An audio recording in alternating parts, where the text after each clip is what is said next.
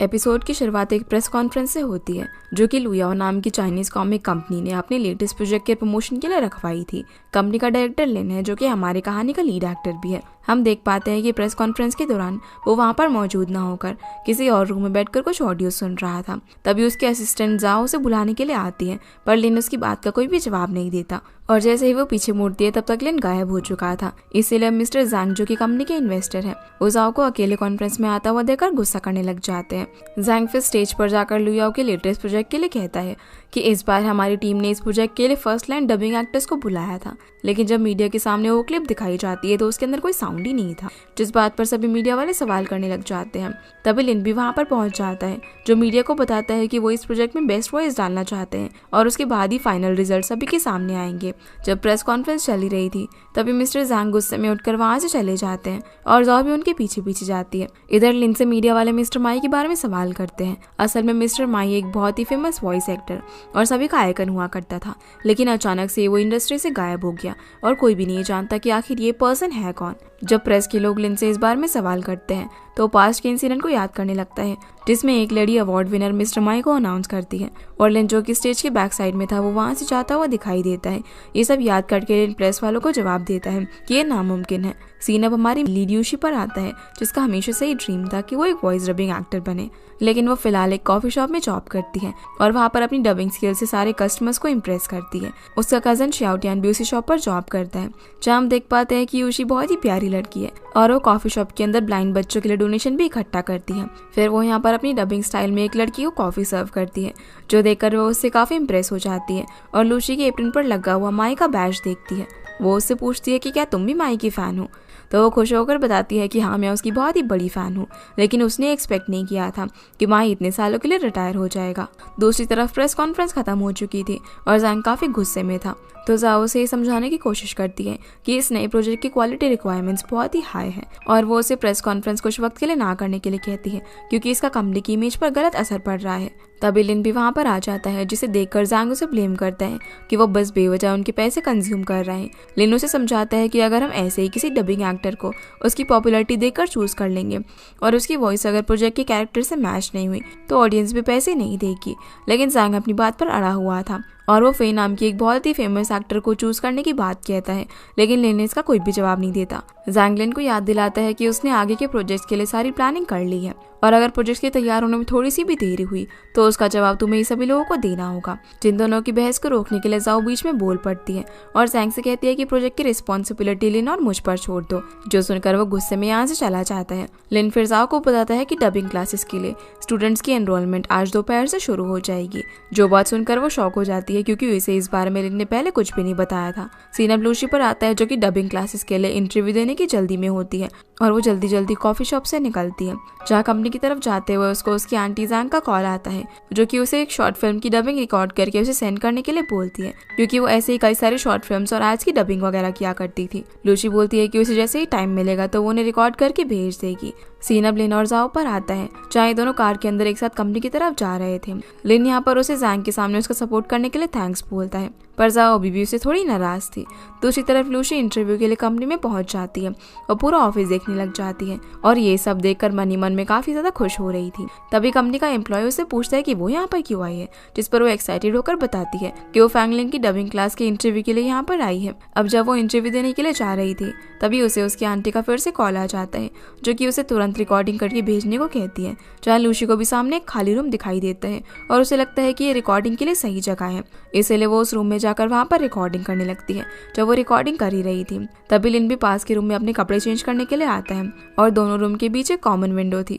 यूशी अब जो speech dub कर रही थी उसकी डायलॉग्स ऐसे होते हैं कि जैसे वो किसी को इंटरव्यू में सिलेक्ट करने के लिए पैसे देने की बात कह रही हो। ये सारी बातें लिन सुन लेता है और वो जैसे ही विंडो के पास जाकर सुनने की कोशिश करता है तब लूसी को पता चलता है कि कोई उसे देख रहा है, इसलिए वो फटाफट से नीचे बैठ जाती है और विंडो ब्लाइंड खोलकर लिन को देखने की कोशिश करती है, पर लिन ने उस वक्त शर्ट नहीं पहनी हुई थी, इसलिए जैसे ही वो उसकी तरफ देखती है तो उसे देखती रह जाती है। लिन यहाँ पर यूशी का चेहरा तो नहीं देख पाता, पर वो जैसे ही उसकी आंखें देखता है तो यूशी फटाफट वहां से भाग जाती है। जब तक लिन उस रूम में जाकर देखता है तब तक यूशी वहां से जा चुकी थी। इतने में वहां पर जाओ भी पहुंच जाती है और लिन को इंटरव्यू में चलने के लिए कहती है। दूसरी तरफ यूशी उस हॉल में पहुंच जाती है जहाँ पर सारे स्टूडेंट्स इंटरव्यू के लिए प्रिपेयर कर रहे थे। तभी जीवे नाम का स्टूडेंट आकर उससे पूछता है कि क्या उसने किसी ग्रुप को ज्वाइन किया है, क्योंकि इंटरव्यू के लिए सभी स्टूडेंट्स को 4 लोगों का ग्रुप बनाना होगा। और यहाँ पर उसके कपड़े पहनने का स्टाइल देखकर वो उसे ये भी पूछता है कि क्या वो बाइसे की फैन है। तो यूशी बताती है कि वो बाइसे की नहीं बल्कि माई की फैन है, जो सुनकर जीवी कहता है कि वो कुछ साल पहले नेशनल आइकन था, लेकिन अब तो शायद वो मर चुका है। जो बात सुनकर यूशी काफी ज्यादा चिढ़ जाती है। तो जीवी उसे सवाल करता है कि भला वो अचानक से गायब क्यों हो गया, और यहाँ पर फिर वो खुद ही गेस करने लग जाता है कि उसने ना जरूर कर्जे की वजह से आत्महत्या कर ली होगी। जो सब सुनकर लूसी को बिल्कुल भी अच्छा नहीं लग रहा था और वो गुस्से में आ जाती है। वो उसे माई के बारे में ऐसी बकवास अफवाहें फैलाने से मना करती है। तो जीवी उसे याद दिलाता है कि जो कपड़े वो पहन कर आई है वो उनके साथ स्टूडियो की शर्ट के अंदर एंटर नहीं कर सकती, क्योंकि उसके कपड़ों पर लगी बीट्स एक दूसरे से टकराकर आवाज करेंगे, जो कि उसके इंटरव्यू की परफॉर्मेंस को अफेक्ट कर सकते हैं। ये बात सुनकर लूसी फटाफट से वेटिंग रूम में जाती है और अपना अपर जैकेट वहीं पर छोड़ देती है और अपनी टी शर्ट पर लगी बीट्स भी एक एक करके निकाल देती है। अगले सीन में हम देखते हैं कि इंटरव्यू चल रहा होता है और योशी भी रिकॉर्डिंग रूम में अपने ग्रुप की बाकी 3 स्टूडेंट्स के साथ खड़ी होती है। जीवे भी उसी ग्रुप में था, जहाँ योशी उसे कपड़ों के बारे में बताने के लिए थैंक्स कहती है। अब जैसे ही सभी स्टूडेंट्स इंटरव्यू देना शुरू करते हैं तो लिन यहाँ पर योशी को बीच में ही रोक देता है और उसे स्टूडियो से बाहर आने के लिए कहता है, क्योंकि वो उसकी आवाज को पहचान गया था। जहाँ लिन बिना उसे कोई रीजन दिए ये कहकर बाहर निकाल देता है कि अब वो एलिमिनेटेड है। योशी उससे पूछती है कि आखिर वो ऐसा क्यों कर रहा है। तभी लिन जवाब देता है कि क्या वो नहीं जानती कि इसका क्या रीजन है। ये बोलकर वो फिर से दरवाजा बंद कर देता है और योशी बाहर ही रह जाती है, क्योंकि उसे तो कुछ समझ ही नहीं आ रहा था। अगले सीन में सभी स्टूडेंट्स इंटरव्यू दे रहे थे, जहाँ योशी अभी भी वहीं पर बैठी हुई थी और लिन का इंतजार कर रही थी। इंटरव्यू खत्म हो चुका था तो लिन भी अपने घर के लिए निकल रहा था। अब जैसे योशी लिन को देखती है तो वो उसे दोबारा पूछती है कि उसने भला उसे एलिमिनेट क्यों किया। तो लिन उसे ये कहकर निकाल देता है कि फ्रैंकलिन झूठे लोगों को रिक्रूट नहीं करता। जिसकी ये बात सुनकर वो समझ जाती है कि जरूर कोई मिसअंडरस्टैंडिंग हुई है। अब योशी भागते भागते लिन के पीछे जाती है और उसे रुकने के लिए कहती है, लेकिन लिन नहीं रुकता। योशी यहाँ पर उसे वो रिकॉर्डिंग सुनाने की कोशिश करती है जो कि लिन ने सुनी थी, पर वो उसकी कोई भी बात सुनने के लिए तैयार नहीं था और अपनी कार में बैठकर जाने लगता है। उसी टाइम जब लिन अपनी कार का गेट बंद कर रहा था तो योशी की वुलन शर्ट का धागा भी उसकी कार की गेट में अटक जाता है। अब लिन जैसे ही कार लेकर आगे जाने लगता है तो इतने में योशी को पता चलता है कि उसकी शर्ट का धागा कार के साथ साथ निकले जा रहा है। ये देखकर वो जोर से चिल्लाती है और उसी जगह पर नीचे बैठ जाती है। जिसकी आवाज़ सुनते ही लिन जैसे उसे साइड मिरर में नीचे बैठा हुआ देखता है तो वो तुरंत अपनी गाड़ी रोक देता है, और जब वो तुरंत अपनी कार का गेट खोलता है तो वो सारा मामला समझ जाता है। इसलिए वो पूरा धागा रोल करते हुए उसके पास पहुंचता है। तभी योशी वो रिकॉर्डिंग स्टार्ट कर देती है और लिन को सुनाती है, पर वो तो अभी भी उसकी बात पर ध्यान नहीं देता और उससे पूछता है कि क्या उसके पास कोई और भी कपड़े हैं। तो योशी बताती है कि उसकी जैकेट वेटिंग रूम में रह गई है, इसलिए वो अपना कोट निकाल कर उसे पहना देता है। योशी अब यहाँ पर उसे दूसरा चांस मांगती है। वो लिन से कहती है कि वो गिव अप नहीं करना चाहती, लेकिन लिन उसे कहता है कि अब कुछ नहीं हो सकता क्योंकि सारी सीट्स ऑलरेडी फुल हो चुकी है। जो सुनकर वो थोड़ी सी अपसेट हो जाती है। लिन फिर उसके कपड़े लेने के लिए ऑफिस में जाता है। तब योशी डबिंग करना शुरू कर देती है। अब पहले तो लिन उसे रोकने की कोशिश करता है, लेकिन जब वो नहीं रुकती तो लिन भी उसकी डबिंग सुनने लग जाता है और एक एक करके उसकी कमियां निकालता है, जो देखकर वो बार बार इम्प्रूव करके डबिंग करती है। लिन उससे पूछता है कि आखिर तुम्हें डबिंग पसंद क्यों है। लूसी बोलती है कि वो अपनी बेस्ट वॉइस इस इंडस्ट्री को देना चाहती है, जो सुनकर लिन भी कहता है कि वो इस बारे में सोचेगा। इसके बाद वो अपनी कार में उसे उसकी कॉफी शॉप तक छोड़ने के लिए जाता है, जहाँ योशी फिर से उससे पूछती है कि क्या उसके पास अभी भी कोई चांस है, पर लिन से कोई जवाब नहीं देता और अपनी कार का मिरर बंद कर देता है। इसीलिए योशी शॉप की तरफ चली जाती है तो लिन भी वहां से जाने लगता है, पर आगे एक ट्रक सामान लोड कर रहा था। इसी वजह से लिन को वहीं पर रुकना पड़ जाता है। तभी उसकी नज़र योशी की कॉफी शॉप पर पड़ती है और उसमें रखे डोनेशन बॉक्स पर भी। लिन फिर योशी को कस्टमर्स को अपने डबिंग स्टाइल में ऑर्डर सर्व करते हुए देखता है और वहीं पर खड़ा होकर कुछ सोचता है, पर फिर वो अपने घर के लिए निकल जाता है। इसके बाद रास्ते में वो जाओ को कॉल करके कहता है कि मैं डबिंग क्लास की सीट्स को इंक्रीज करना चाहता हूँ, पर जाओ उसे मना कर देती है क्योंकि सीट्स ऑलरेडी फुल हो चुकी थी। तो लिन उससे पूछता है कि क्या कंपनी में कोई और वैकेंसी खाली नहीं है। जिसके बाद हम योशी को खुशी से जोर से चिल्लाते और उछलते हुए देखते हैं। वो शाओटियन को बताती है कि कंपनी ने उसे एक्सेप्ट कर लिया है। ये बताकर उसे खुशी से झूमने लग जाती है, पर शाओटियन उसकी ये बात मानने को बिल्कुल भी तैयार नहीं था। तब योशी उसे बताती है कि उसे वॉइस एक्ट्रेस नहीं बल्कि फ्रंट डेस्क की जॉब दी गई है। तो शाओटियन कहता है कि वो यही डिजर्व करती है, पर योशी उसे कॉन्फिडेंट होकर बोलती है कि उसे कंपनी में जाने का मौका मिल गया है, मतलब कि अब उसकी डबिंग एक्ट्रेस बनने का सपना जरूर पूरा होगा। इतने में वहाँ पर कॉफी शॉप की ओनर जोंग जी आ जाती है। वो योशी को कांग्रेचुलेट करती है, लेकिन वो इस बात से थोड़ी सी उदास भी थी कि अब वो यहाँ पर काम नहीं करेगी। तो यूशी उनसे फ्यूचर में भी कॉफी शॉप पर पार्ट टाइम जॉब करने की बात कहती है, जिस पर वो भी उसे खुशी खुशी हाँ कर देती है, क्योंकि उसी की वजह से उनकी कॉफी शॉप को काफी पॉपुलैरिटी मिली थी। अगले सीन में यूशी अपनी टी शर्ट से निकले हुए बीट्स गिन रही थी। तभी उसे वो मोमेंट याद आता है जब लिन ने उसे अपना कोट पहनाया था, और वो ये सब सोचकर मन ही मन काफी खुश हो रही थी। इसके बाद वो अपने रूम में बनाए हुए माई के कलेक्शन को देखती है और वो उससे ऐसे बात करती है जैसे कि वो उसके सामने हो। तभी वो उस मोमेंट को याद करती है जब वो माई के लिए एज अ फैन एक मीटिंग में चेयर करने के लिए गई थी। सीन अब लिन पर आता है जो कि कुछ बुक्स को देखकर कुछ सोच रहा था। तभी उसे जाओ का कॉल आता है जो उसे बताती है कि मिस्टर जैंग डबिंग क्लासेस को लेकर बहुत ही गुस्से हैं और न्यू कमर्स की बजाय फेमस वॉइस एक्टर्स को लेने के लिए इंसिस्ट कर रहे हैं। तो लिन जवाब देता है कि हमने उनके कहने पर फेदा को लिया तो है। तभी जाओ उसे माई को लेने के लिए कहती है, पर इस बात के लिए लिन साफ साफ मना कर देता है। अब अगले दिन यूशी ऑफिस के लिए निकल जाती है और पूरे रास्ते वो काफ़ी एक्साइटेड नज़र आ रही थी। जब वो ऑफिस पहुंचती है तो वहाँ पर उसे कोई भी नज़र नहीं आता। वो चेक करने लग जाती है कि कहीं वो गलत टाइम पर तो नहीं आ गई।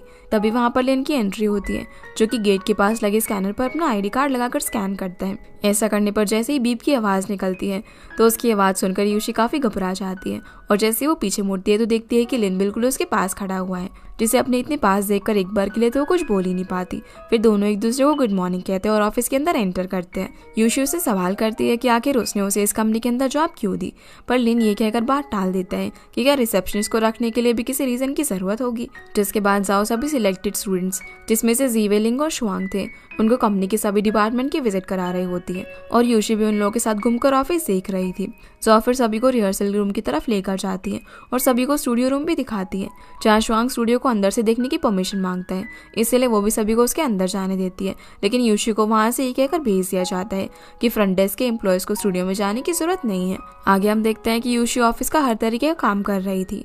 जब यूशी सारा काम करके रिसेप्शन पर बैठती है तभी सारे स्टूडेंट्स एक दूसरे से बात करके घर के लिए निकल रहे थे। यूशी भी उनकी बातें सुनती है कि डबिंग टीचर कितने अमेजिंग है, जो सुनकर वो थोड़ी सी अपसेट हो जाती है क्योंकि उसे ये सब सीखने का मौका नहीं मिल रहा था। फिर यूशी एक फाइल लेकर लिन के कैबिन में पहुंचती है। जब लिन उस फाइल पर साइन कर रहा था तब यूशी उसका ऑफिस काफी क्यूरियस होकर देखने लग जाती है।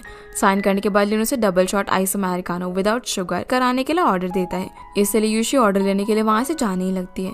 तभी अचानक से वो रुक जाती है और मन ही मन माई का नाम लेती है। फिर वो कुछ सोचते हुए पीछे मुड़कर लिन को देखती है, लेकिन जैसे लिन की नज़र उस पर पड़ती है तो वो वहाँ से चली जाती है।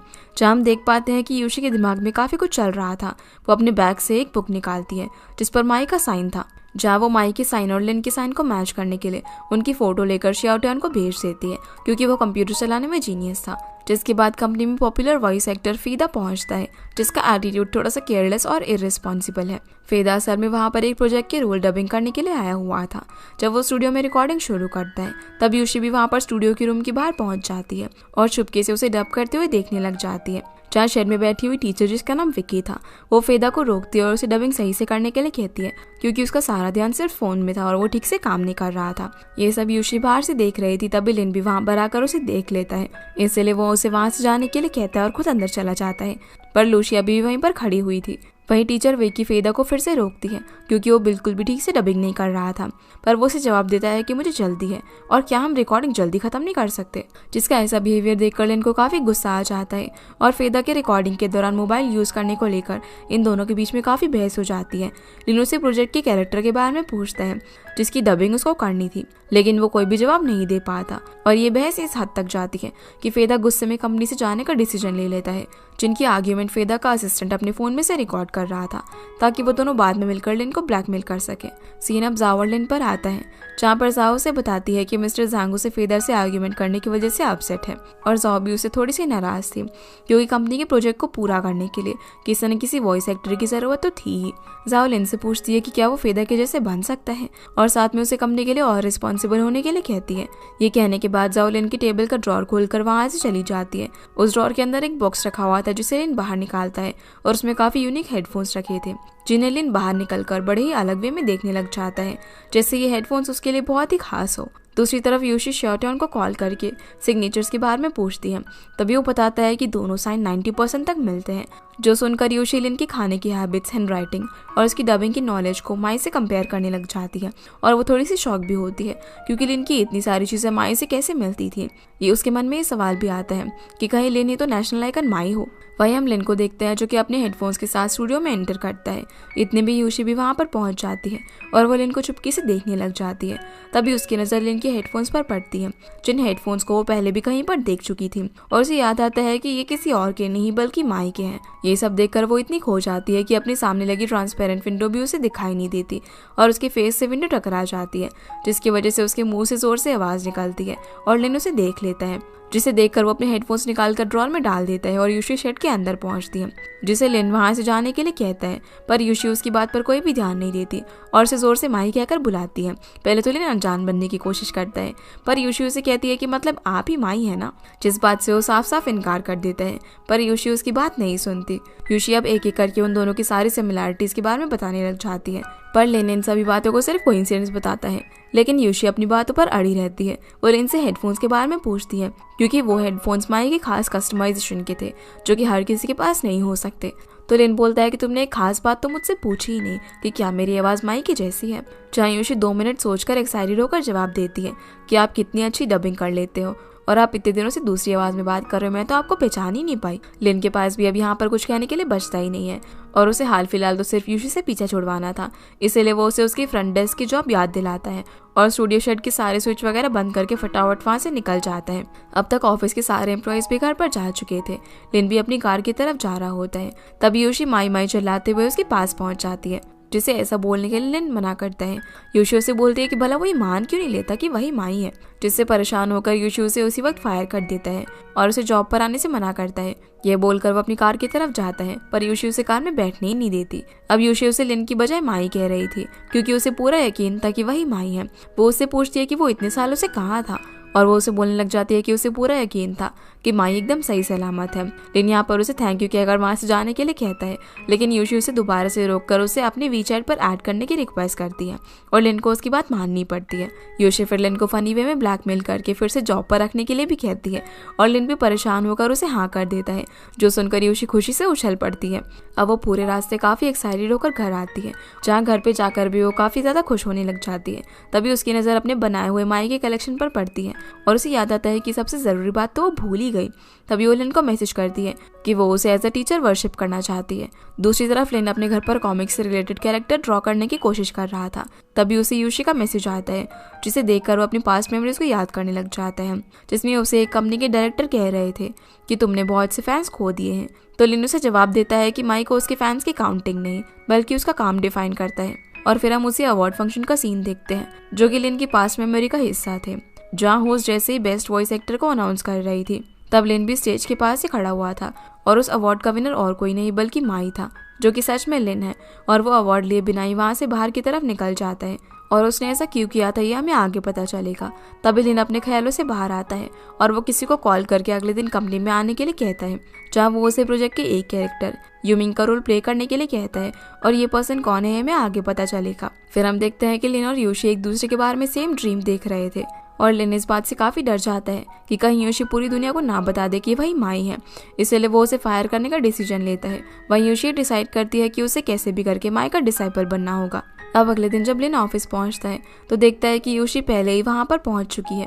वो यूशी से दूर रहने की कोशिश करता है, लेकिन वो तो उसे इम्प्रेस करने के लिए उसके पीछे पीछे जाती है क्योंकि उसे उसका डिसाइपल बनना था। यूशी अब बैठे बैठे यही सोच रही थी कि भला उसे डबिंग क्लासेस में एंट्री कब मिलेगी। वो डिसाइड करती है कि चाहे उसे डबिंग क्लास में एंट्री मिले या फिर ना मिले, वो माई को अपना टीचर जरूर बना कर रहेगी। यूशी अब शाओटियान को मैसेज करके पूछती है कि मैं ऐसा क्या करूं कि मेरा बॉस मुझे अपना स्टूडेंट बना ले। तो शाओटियान उसे एक स्टोरी की स्क्रिप्ट सेंड करते हैं, जिसमें एक लड़की की फ्रंट डेस्क एम्प्लॉय से शॉप ओनर की वाइफ बनने की स्टोरी होती है। यूशी फिर एक एम्प्लॉय को ये प्रिंट करने के लिए कहती है और जब वो प्रिंट लेने के लिए जा रही थी तभी वो देखती है कि लिन भी उसी तरफ जा रहा है।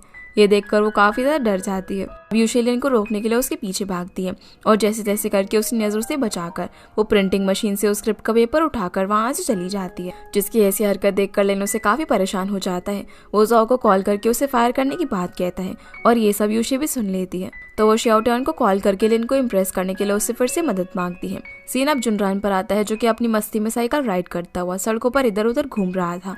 और ये वही पर्सन है जिसे लिन ने कॉल करके यूमिंग का रोल प्ले करने के लिए बुलाया था, क्योंकि वो उसे पहले से जानता था। जहाँ हम देख पाते हैं कि वो लुयाओ कंपनी की तरफ ही जा रहा था। तभी उसके पास एक कार आकर रुकती है, जिस गाड़ी के अंदर उसके डैड और भाई थे। असल में उसके डैड नहीं चाहते थे कि वो इस तरह से यूं ही सड़कों पर घूमता रहे। वो चाहते थे कि वो भी उनकी तरह अमीरों वाली जिंदगी जिए। डैड अब उसे अपने साथ कंपनी में चलकर घर का बिजनेस ज्वाइन करने के लिए कहते हैं, पर वो उन्हें साफ साफ इनकार कर देता है। जहाँ उसके डैड उसके इस बर्ताव से बहुत ज्यादा नाराज होते हैं और उसके भाई से कंपेयर करते हुए उसे ज्यादा बेटर बताकर वहाँ से चले जाते हैं।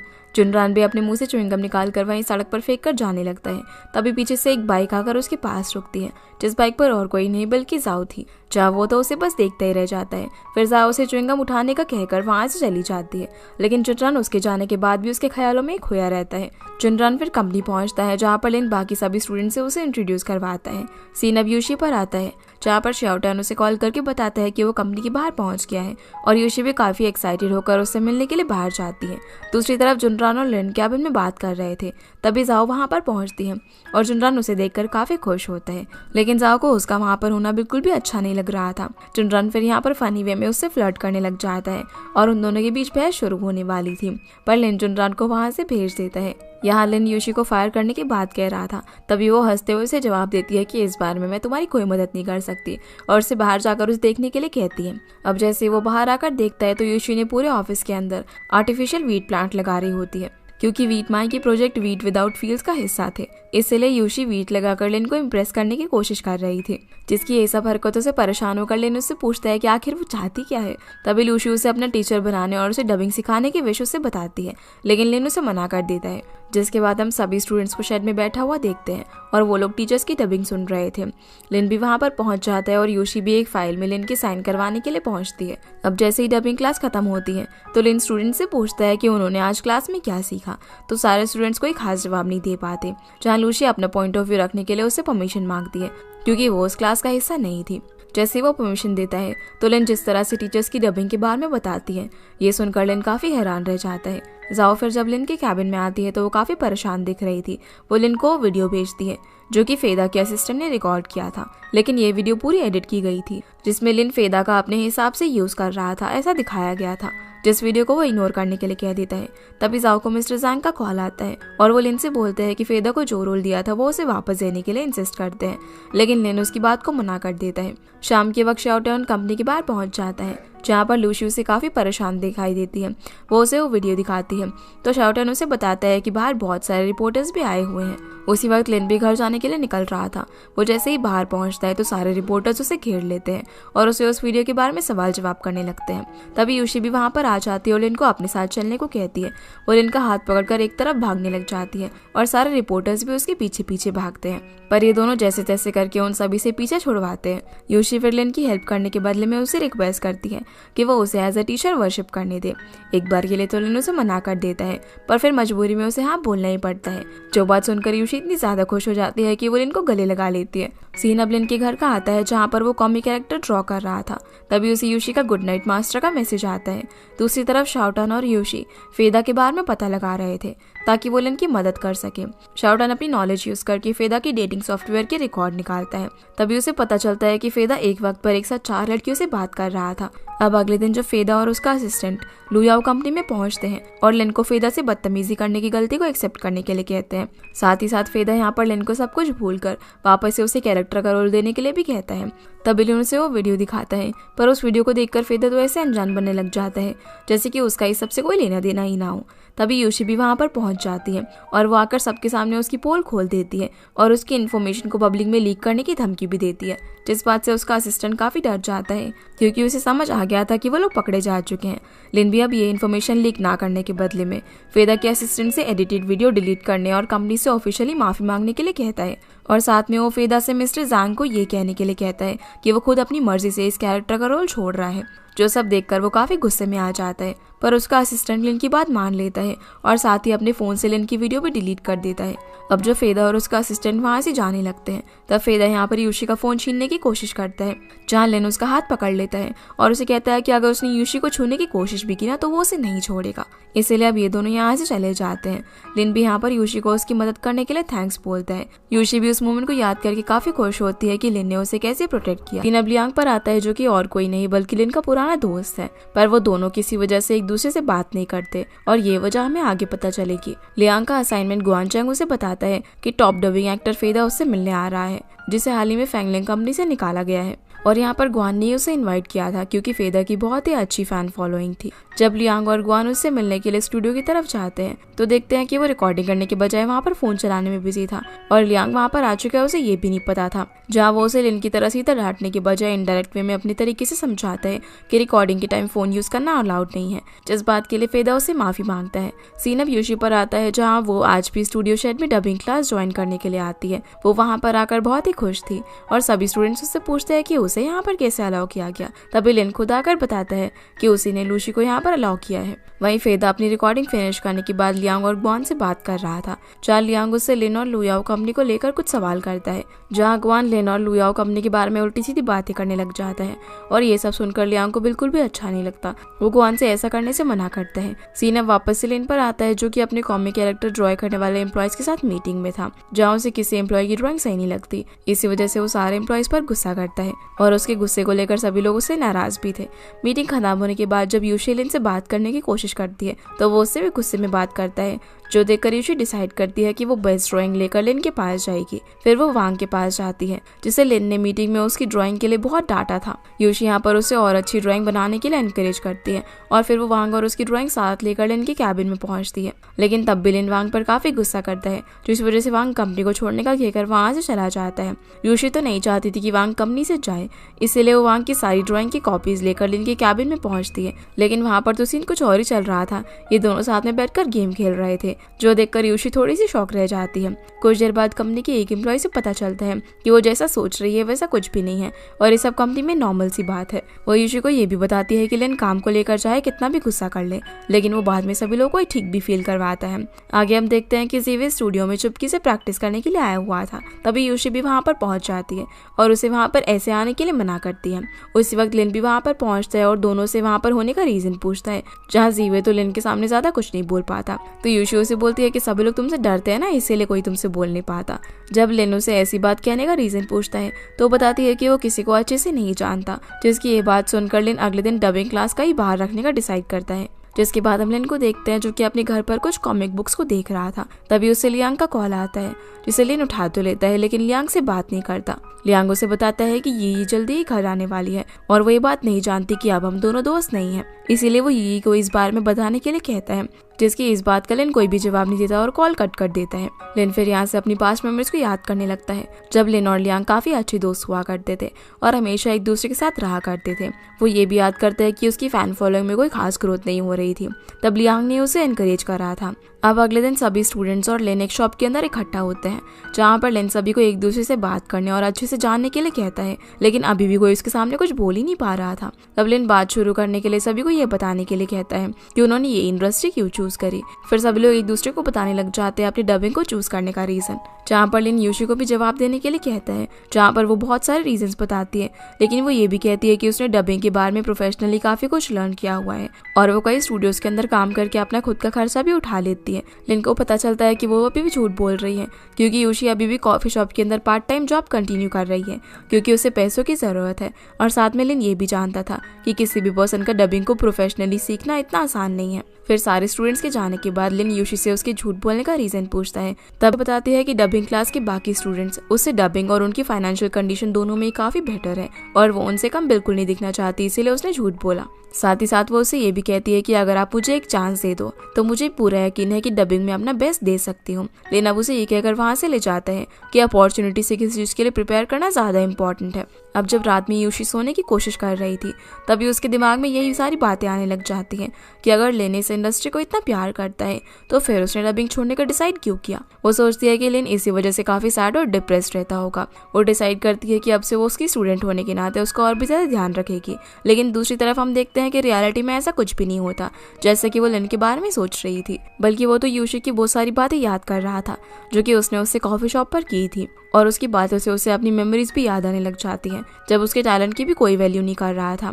लेकिन अब यहाँ पर यूशी में खुद की झलक देखता है कि कैसे वो भी यूशी की तरह इस बात के लिए पूरा श्योर था कि चाहे कुछ भी हो जाए और कोई कुछ भी कहे वो डबिंग को कभी नहीं छोड़ेगा और अपना बेस्ट देकर रहेगा।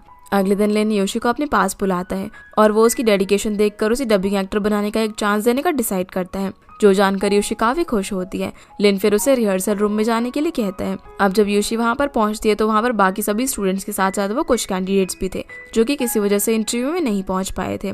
फिर लेन और टीचर विक्की वहाँ पर प्रोजेक्ट के 7 रोल्स के लिए वॉइस एक्टर सिलेक्ट करने का अनाउंसमेंट करते हैं और इसके लिए सारे स्टूडेंट्स को प्रिपेयर करने के लिए कहा जाता है। फिर टीचर विक्की जुनरान और यूशी को एक स्क्रिप्ट प्ले करने के लिए कहती है जिसमें यूशी को मदर का रोल प्ले करना था जो कि अपने बच्चे के लिए बहुत ही सैड थी।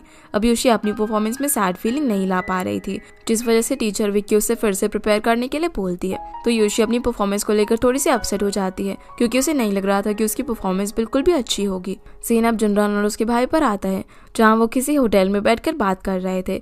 जुनरान का भाई उसे एक गिफ्ट देता है जो कि उसके डैड ने ही भेजा था क्योंकि उसके डैड नहीं चाहते थे कि जुनरान उनके बर्थडे पर सबके सामने कोई नॉर्मल सा गिफ्ट दे, जो बात उसको बिल्कुल भी अच्छी नहीं लगती। उसके डैड और उसका भाई उसे कहते हैं कि अगर तुम अपनी जॉब को लेकर खुश नहीं हो तो तुम फिर से घर का बिजनेस ज्वाइन कर सकते हो। तभी हम देखते हैं कि जाओ भी वहाँ पर किसी मीटिंग के सिलसिले में आई हुई थी जो कि उन लोगों की बातों को सुन लेती है। और जुनरान के डैड की नज़रों में एनिमेशन इंडस्ट्री की कोई खास वैल्यू नहीं थी, जो बात जाओ को बिल्कुल भी अच्छी नहीं लगती। इसलिए वो जुनरान के भाई को कंट्री में एनिमेशन इंडस्ट्री की करंट ग्रोथ के बारे में बताती है। साथ में जुनरान को भी एक अच्छा वॉइस एक्टर बताती है क्योंकि वो नहीं चाहती थी कि कोई भी पर्सन इस इंडस्ट्री में काम कर रहे लोगों को कम समझे। अब जब जाओ वहाँ से जाने लगती है तो जुनरान भी उसके पीछे पीछे जाता है और जाओ को उसकी तारीफ करने के लिए थैंक्स बोलता है, लेकिन वो हमेशा की तरह उसे इग्नोर करके वहाँ से चली जाती है। सीन अब यूशी पर आता है जहाँ वो जबरदस्ती सैड होने की प्रैक्टिस कर रही थी। तभी लिन उसे समझाता है कि डबिंग में रियल फीलिंग्स का यूज करना होता है, पर यहाँ पर उसे उसकी बात कुछ खास समझ में नहीं आती। वो अपने फोन में सैड कैसे रहे इस बारे में सर्च कर रही थी, जहाँ उसे सजेशन मिलता है कि अगर हमें किसी चीज को अवॉइड करें या फिर सैक्रिफाइस करें तो हम सैड फील करने लगते हैं।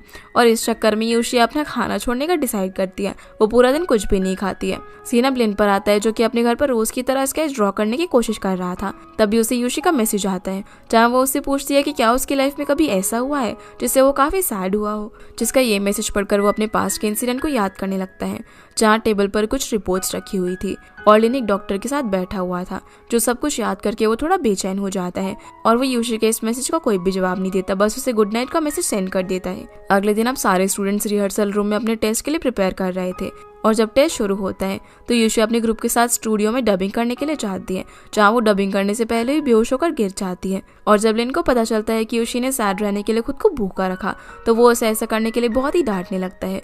वो उसे फिर अच्छे से समझाता है कि कैसे वो अपने रोल के लिए लाइव कैरेक्टर को मानकर एक बेटर वे में परफॉर्म कर सकती है। साथ ही साथ वो उसे यहाँ पर एक और चांस देने के लिए भी रेडी हो जाता है। यूशी फिर अपनी लाइफ का एक बुरा इंसिडेंट याद करते हुए रिहर्सल रूम में टेस्ट देने के लिए पहुंचती है। लिन भी ऑलरेडी वहाँ पर मौजूद था और इस बार जब यूशी मदर का रोल डब करना शुरू करती है तो डब करते करते वो रोना शुरू कर देती है।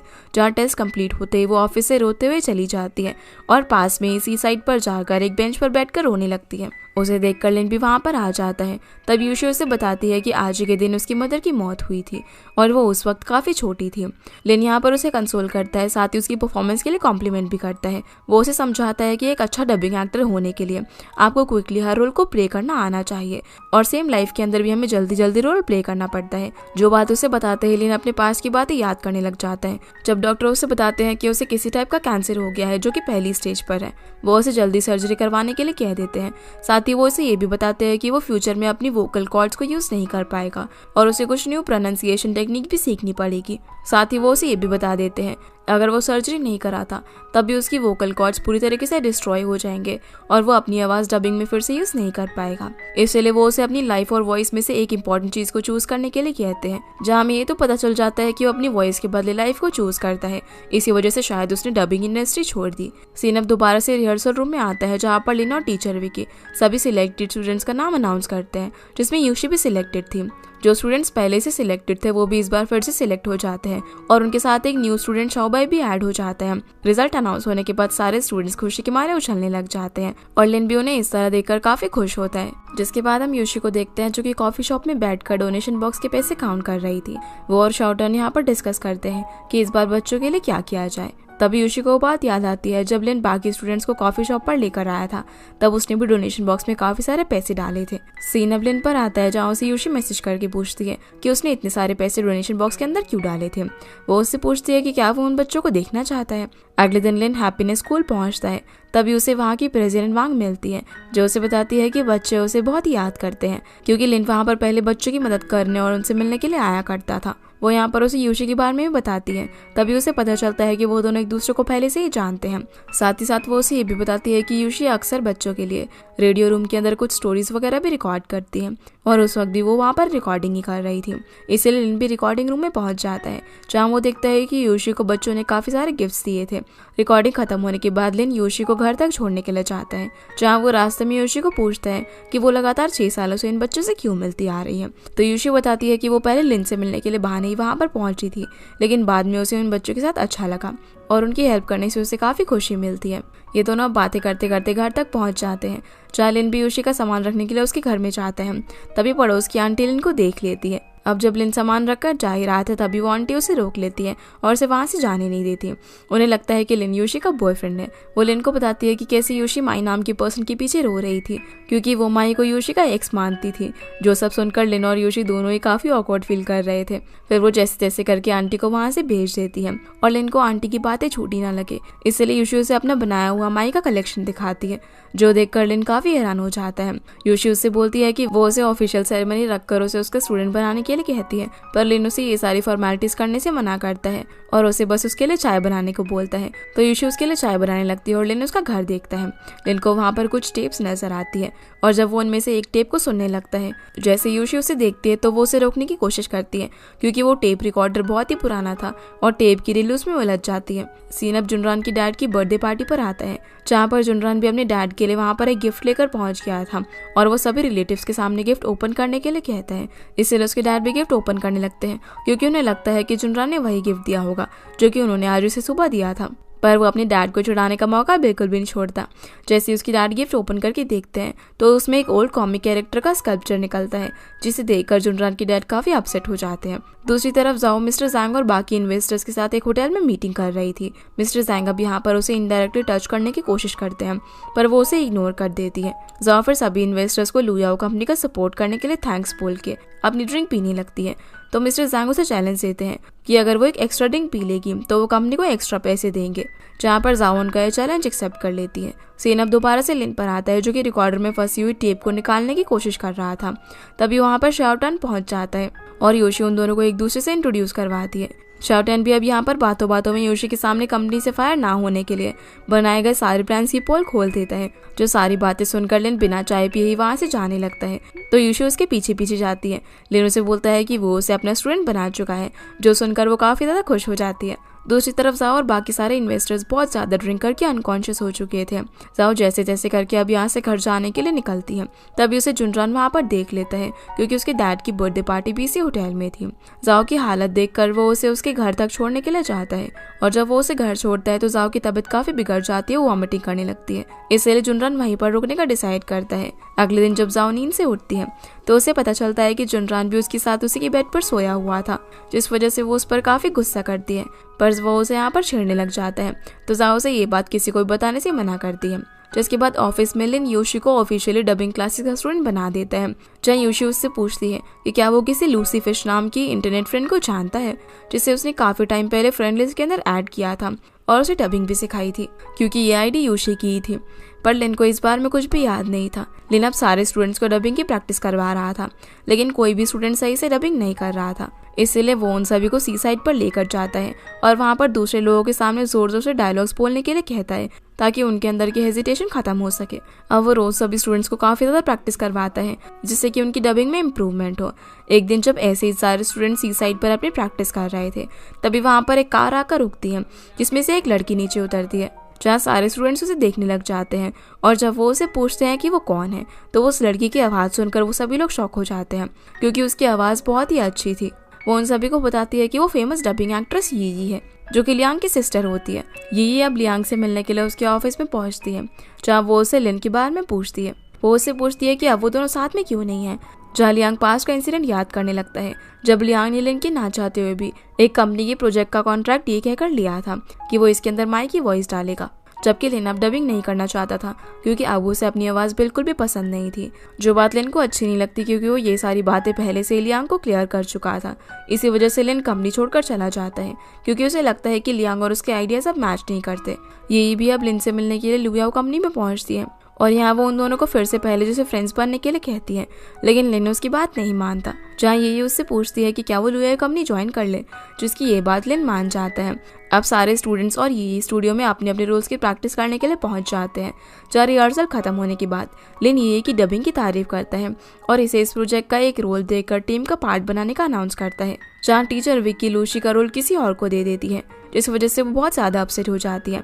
फिर वो लिन के पास जाकर पूछती है कि टैलेंट और हार्डवर्क दोनों में से क्या ज़्यादा इंपॉर्टेंट है, पर लिन उसे बाद में जवाब देने का कहकर वहाँ से चला जाता है। लिन अब किसी काम के सिलसिले में अपने ऑफिस के बाहर आया हुआ था, जहाँ रास्ते में वो लूसी के इस सवाल को याद करता है। तभी वो अपने पास का इंसिडेंट याद करता है, जब उसकी लाइफ में बिल्कुल ऐसा ही फेस चल रहा था। तब उसके वर्ड्स ये होते थे कि मैं टैलेंट पर नहीं बल्कि हार्डवर्क पर रिलाय करता हूँ। लेन अब जैसे ही ऑफिस पहुंचता है तो देखता है कि यूशी वहां पर अकेले बैठकर यही के डबिंग प्रोजेक्ट की रिकॉर्डिंग सुन रही थी। लेन यहाँ पर उसे बात करने की कोशिश करता है, लेकिन यूशी की बातें उसे पता चल जाता है कि वो खुद को यही के टैलेंट से कंपेयर कर रही है और डबिंग के लिए खुद को अनडिजर्विंग मानती है। सीन अब लियांग और यही पर आता है, जहाँ ये दोनों डिनर के लिए एक होटल में आए हुए थे। तभी लियांग को पता चलता है कि उसने लिन को भी यहाँ पर इनवाइट किया है। अब ये दोनों लिन का इंतजार कर रहे थे। तभी यही बातों बातों में उसे बोल देती है कि वो लिन को पसंद करती है, और ये होटल के अंदर लिन का डिनर के लिए वेट कर रहे थे। ये लियांग को बताती है कि वो लिन को पसंद करती है और उसने लुयाओ कंपनी भी ज्वाइन कर ली है, जो सुनकर लियांग थोड़ा सा नाराज होता है। तभी ये को लिन का मैसेज आता है कि वो डिनर के लिए नहीं आ पाएगा। इधर हम देखते हैं कि लिन चुपके से यूशी के पीछे पीछे रिवर साइड पर पहुंचता है, क्योंकि वो उसे लेकर काफी वरिड था। जब वो यूशी से मिलता है तो वो उसे नहीं बताता कि वो उसी के पीछे यहाँ पर आया है। जहाँ यूशी उसे बताती है कि वो जब भी अनहैप्पी होती है तो वो यहाँ पर आती है। उसे समझाकर यहाँ से चला जाता है, लेकिन यूशी अब भी काफी अपसेट थी। उसी वक्त उसे लिन का मैसेज आता है कि मंडे को सुबह निंगदा यूनिवर्सिटी में पहुंच जाना। अगले दिन यूशी कॉफी शॉप पर काम कर रही थी, जहाँ पर भी उसका मूड काफी ऑफ था, पर शाउटन उसे तब भी डबिंग करके कस्टमर्स को ऑर्डर देने के लिए कहता है। जहाँ यूशी जबरदस्ती डबिंग करती है, जिससे कि एक कस्टमर नाराज हो जाती है और वो उल्टी सीधी बात बोल के कॉफी शॉप से बाहर निकल जाती है। जो सब कुछ बाहर खड़ा होकर लिन देख लेता है, जो कि यूशी को लेकर जाने के लिए आया हुआ था। एक एक करके बहुत सारे डिलीवरी बॉयज को कॉफी शॉप में ऑर्डर लेने के बहाने यूशी की डबिंग की तारीफ करने को बोलता है, जहाँ वो पहले ही डिलीवरी बॉय के कमेंट सुनकर काफी ज्यादा खुश हो जाती है। पर तभी वो लिन को वहाँ पर देख लेती है, जिससे कि वो समझ जाती है कि ये सब उसने किया है। लिन फिर उसे निंगदा यूनिवर्सिटी लेकर जाता है, जहाँ वो उसे डबिंग करना सिखाता है और वो उसे और अच्छा करने के लिए भी एनकरेज करता है। वो उसे बताता है कि वो भी बहुत ही इंफीरियर फील करता था, तब उसे उसके टीचर ने भी इसी जगह पर इंस्पायर किया था। लिन फिर यहाँ पर अपनी पास्ट मेमोरीज याद करने लग जाता है, जब उसके टीचर उसे डबिंग की प्रैक्टिस करवा रहे थे और उसका टीचर कोई और नहीं बल्कि उसके फादर थे। लिन तभी यूशी के इस सवाल का जवाब भी दे देता है कि टैलेंट से ज़्यादा हार्डवर्क इम्पॉर्टेंट है, क्योंकि जो चीज़ हम हार्डवर्क करके गेन करते हैं वही लॉन्ग टाइम तक चलती है, जबकि टैलेंट आज है तो वो कल नहीं होगा।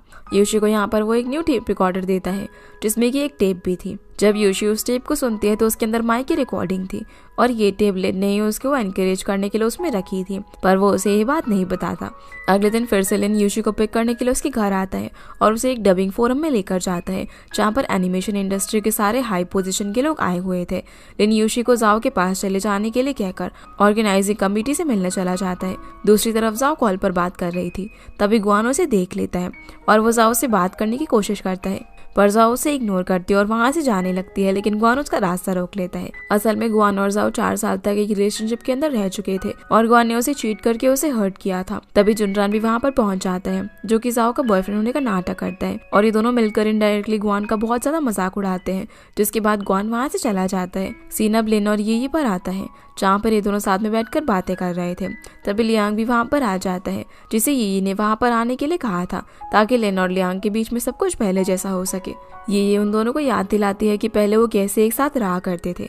तभी लिन पास इंसिडेंट को याद करने लग जाता है, जब उसे और लियांग को ऑडियो इक्विपमेंट्स खरीदने थे पर उनके पास ज्यादा पैसे नहीं थे। तभी ये अपनी पॉकेट मनी लेकर वहाँ पर पहुंच जाती है और उन्हें इक्विपमेंट्स खरीदने के लिए पैसे देती है, जो देखकर लिन और लियांग काफी ज्यादा खुश होते हैं और फिर अपने लिए इक्विपमेंट्स खरीदते हैं। जहाँ ये फिर से इन दोनों को एक होने के लिए कहती है, पर लिन उसे फिर यही कहकर मना कर देता है कि हम दोनों के आइडियाज मैच नहीं करते और वो अपनी स्पीच रेडी करने का बोलकर वहाँ से चला जाता है। दूसरी तरफ यूशी कैंटीन में अपना ऑर्डर लेने पहुंचती है। तभी लियांग भी वहाँ पर आ जाता है। वो यूशी को देखकर थोड़ा सा खो जाता है, जहाँ वो उसे अपना इंट्रो देकर बताता है कि वो लिन का फ्रेंड है और उसे यूशी काफी जानी पहचानी सी भी लगती है। अब जैसे ही उसे भी उसका नाम पता चलता है तो लियांग पास्ट के इंसिडेंट याद करने लग जाता है, जब यूशी नाम की किसी लड़की ने उसे ऑनलाइन डबिंग सिखाने के लिए लेटर्स लिखे थे। साथ ही साथ उसने उसे QQ ऐप पर भी ऐड किया था। वो यूशी से पूछता है कि क्या वो माई को पसंद करती है, जो सुनकर वो थोड़ा सा चौंक जाती है कि तुम्हें ये सब कैसे पता। लियांग बोलता है कि शायद वो पहले ही मिल चुके हैं, पर यूशी को कुछ भी याद नहीं था। फिर वो अपना ऑर्डर लेकर यहाँ से चली जाती है। तभी लियांग फिर से पास का इंसिडेंट याद करने लगता है, जब बहुत सारे फैंस माई से मिलने के लिए आए हुए थे, जिसमें से यूशी भी एक थी। लियांग उन सभी फैंस को बोलता है कि माई नहीं आ रहा है, तो सारे फैंस काफी भड़क जाते हैं और लियांग के साथ मारपीट पर उतर आते हैं, जहाँ यूशी उसे बचाती है। उस इंसिडेंट के बाद ये दोनों फिर से मिलते हैं, जहाँ पर वो यूशी को पहचान लेता है कि ये तो शायद वही लड़की है जिसने मुझे लेटर्स भेजे थे, पर तभी उसे ये बात यूशी से कहने का मौका नहीं मिल पाता। जो सब बातें याद करके लियांग को यकीन हो जाता है कि ये वही यूशी है और वो उसका 6 सालों से इंतजार कर रहा था। सीन अब यही पर आता है, जो कि ड्रिंक कर रही थी। तभी लियांग भी वहाँ पर पहुंच जाते हैं। ये उसे बताती है कि फोरम के अंदर लिन ने उसकी तरफ नहीं देखा, जिस बात से वो काफी अपसेट है। तो लियांग बोलता है कि अगर वो लिन को पसंद करती है तो उसे जाकर ये बात उसे बता देनी चाहिए, जिसकी ये बात मानकर वो लिन को सब कुछ बताने के लिए रूम की तरफ जाती है। दूसरी तरफ लिन और यूशी होटल की रूम के अंदर एक साथ बैठकर डिनर कर रहे थे। तभी शराब के नशे में ये वहाँ पर पहुंचती है और जब वो रूम के अंदर एंटर करती है, उतने में लिन और यूशी पर्दे के पीछे छुप जाते हैं, क्योंकि उसे लग रहा था कि कहीं ये उसे लियांग के साथ डिनर पर चलने के लिए तो लेने नहीं आई। जहाँ ये को पता चलता है कि वो पर्दे के पीछे छुपा हुआ है और वो आकर लिन और यूशी दोनों को हक कर लेती है, जिससे उन दोनों के बीच गलती से किस हो जाती है। लिन फटाफट से पर्दे से बाहर आ जाता है और यूशी को वहीं पर छुपे रहने के लिए कहता है, ताकि उन दोनों को एक साथ देखकर उसे कोई मिसअंडरस्टैंडिंग ना हो जाए। इसी बीच यूशी जैसे जैसे करके रूम से बाहर निकलती है, जहाँ ये लिन को बताती है कि वो उसे पसंद करती है, पर लिन उसे ये कहकर मना कर देता है कि उसने उसे हमेशा अपनी छोटी बहन की तरह समझा है। तभी वो बेहोश हो जाती है। दूसरी तरफ यूशी बाहर जाने के बाद ये सोचकर इनसिक्योर हो रही थी कि पता नहीं वो दोनों अंदर क्या कर रहे होंगे, और वो रूम की तरफ जाने लगती है। पर तभी लिन रूम से बाहर आ जाता है और उसे बताता है कि वो लियांग को बुलाने के लिए जा रहा है, ताकि वो यूई को यहाँ से ले जाए। ये सुनकर यूशी काफी रिलीफ फील करती है। अगले सीन में हम लिन और यूशी दोनों को अपने अपने घर में देखते हैं, जहाँ पर वो दोनों आज उनके बीच हुई किसके बारे में ही सोच रहे थे। उन्हें समझ नहीं आ रहा था कि वो एक दूसरे से क्या कहें। तभी यूशी उसे एक इमोजी के साथ गुड नाइट का मैसेज करती है, तो लिन सोचता है कि यूशी के इस एक्सप्रेशन का भला क्या मतलब हो सकता है। अगले दिन लिन और जाओ ऑफिस के लिए एक साथ निकलते हैं। तभी लिन उसे निंगदा यूनिवर्सिटी ड्रॉप करने के लिए कहता है, क्योंकि उसे वहाँ से कुछ डॉक्यूमेंट्स की इन्फॉर्मेशन लेनी थी, जहाँ यूशी पहले से ही पहुंचकर प्रैक्टिस कर रही थी। और जब वो वहाँ से जाने लगती है, तभी लियांग भी वहाँ पर ये को टिफिन देने के लिए पहुंच जाता है और उसकी मुलाकात यूशी से होती है। लियांग उसे बताता है कि उसने और लिन ने कुछ टाइम के लिए एक साथ यहाँ पर काम किया था और यूशी को वो ऑफिस देखने के लिए कहता है। वो उसे वीचैट पर भी ऐड करने की रिक्वेस्ट करता है। तभी लिन उन्हें एक साथ देख लेता है, जहाँ यूशी लियांग को वीचैट पर ऐड करके उसे अगली बार मिलने के लिए कहकर चली जाती है। सीन अब यही पर आता है, जो कि यूनिवर्सिटी से घर की तरफ जा रही थी। तभी उसे एक लड़का रोक लेता है। वो उससे कहता है कि वो उसका फैन है और वो उसे अपनी शर्ट पर ऑटोग्राफ देने को कहता है, जिसके लिए यही तो उसे मना कर देती है, पर वो लड़का जबरदस्ती करने लगता है। तो वो जैसे जैसे उससे पीछे छुड़ाकर वहां से भागती है, पर आगे जाकर वो शाओटन से टकरा जाती है। वो उसे सारा मैटर बताती है, तो शाओटन उसे सिक्योरिटी को बुलाने के लिए कहता है, लेकिन वो मना करके वहां से चली जाती है और शाओटन उसे पहचान नहीं पाता कि वो एक वॉइस एक्ट्रेस है। सीन अब लिन पर आता है, जो कि अपनी कंपनी में इधर उधर घूमते घूमते कब से यूशी का ही वेट कर रहा था।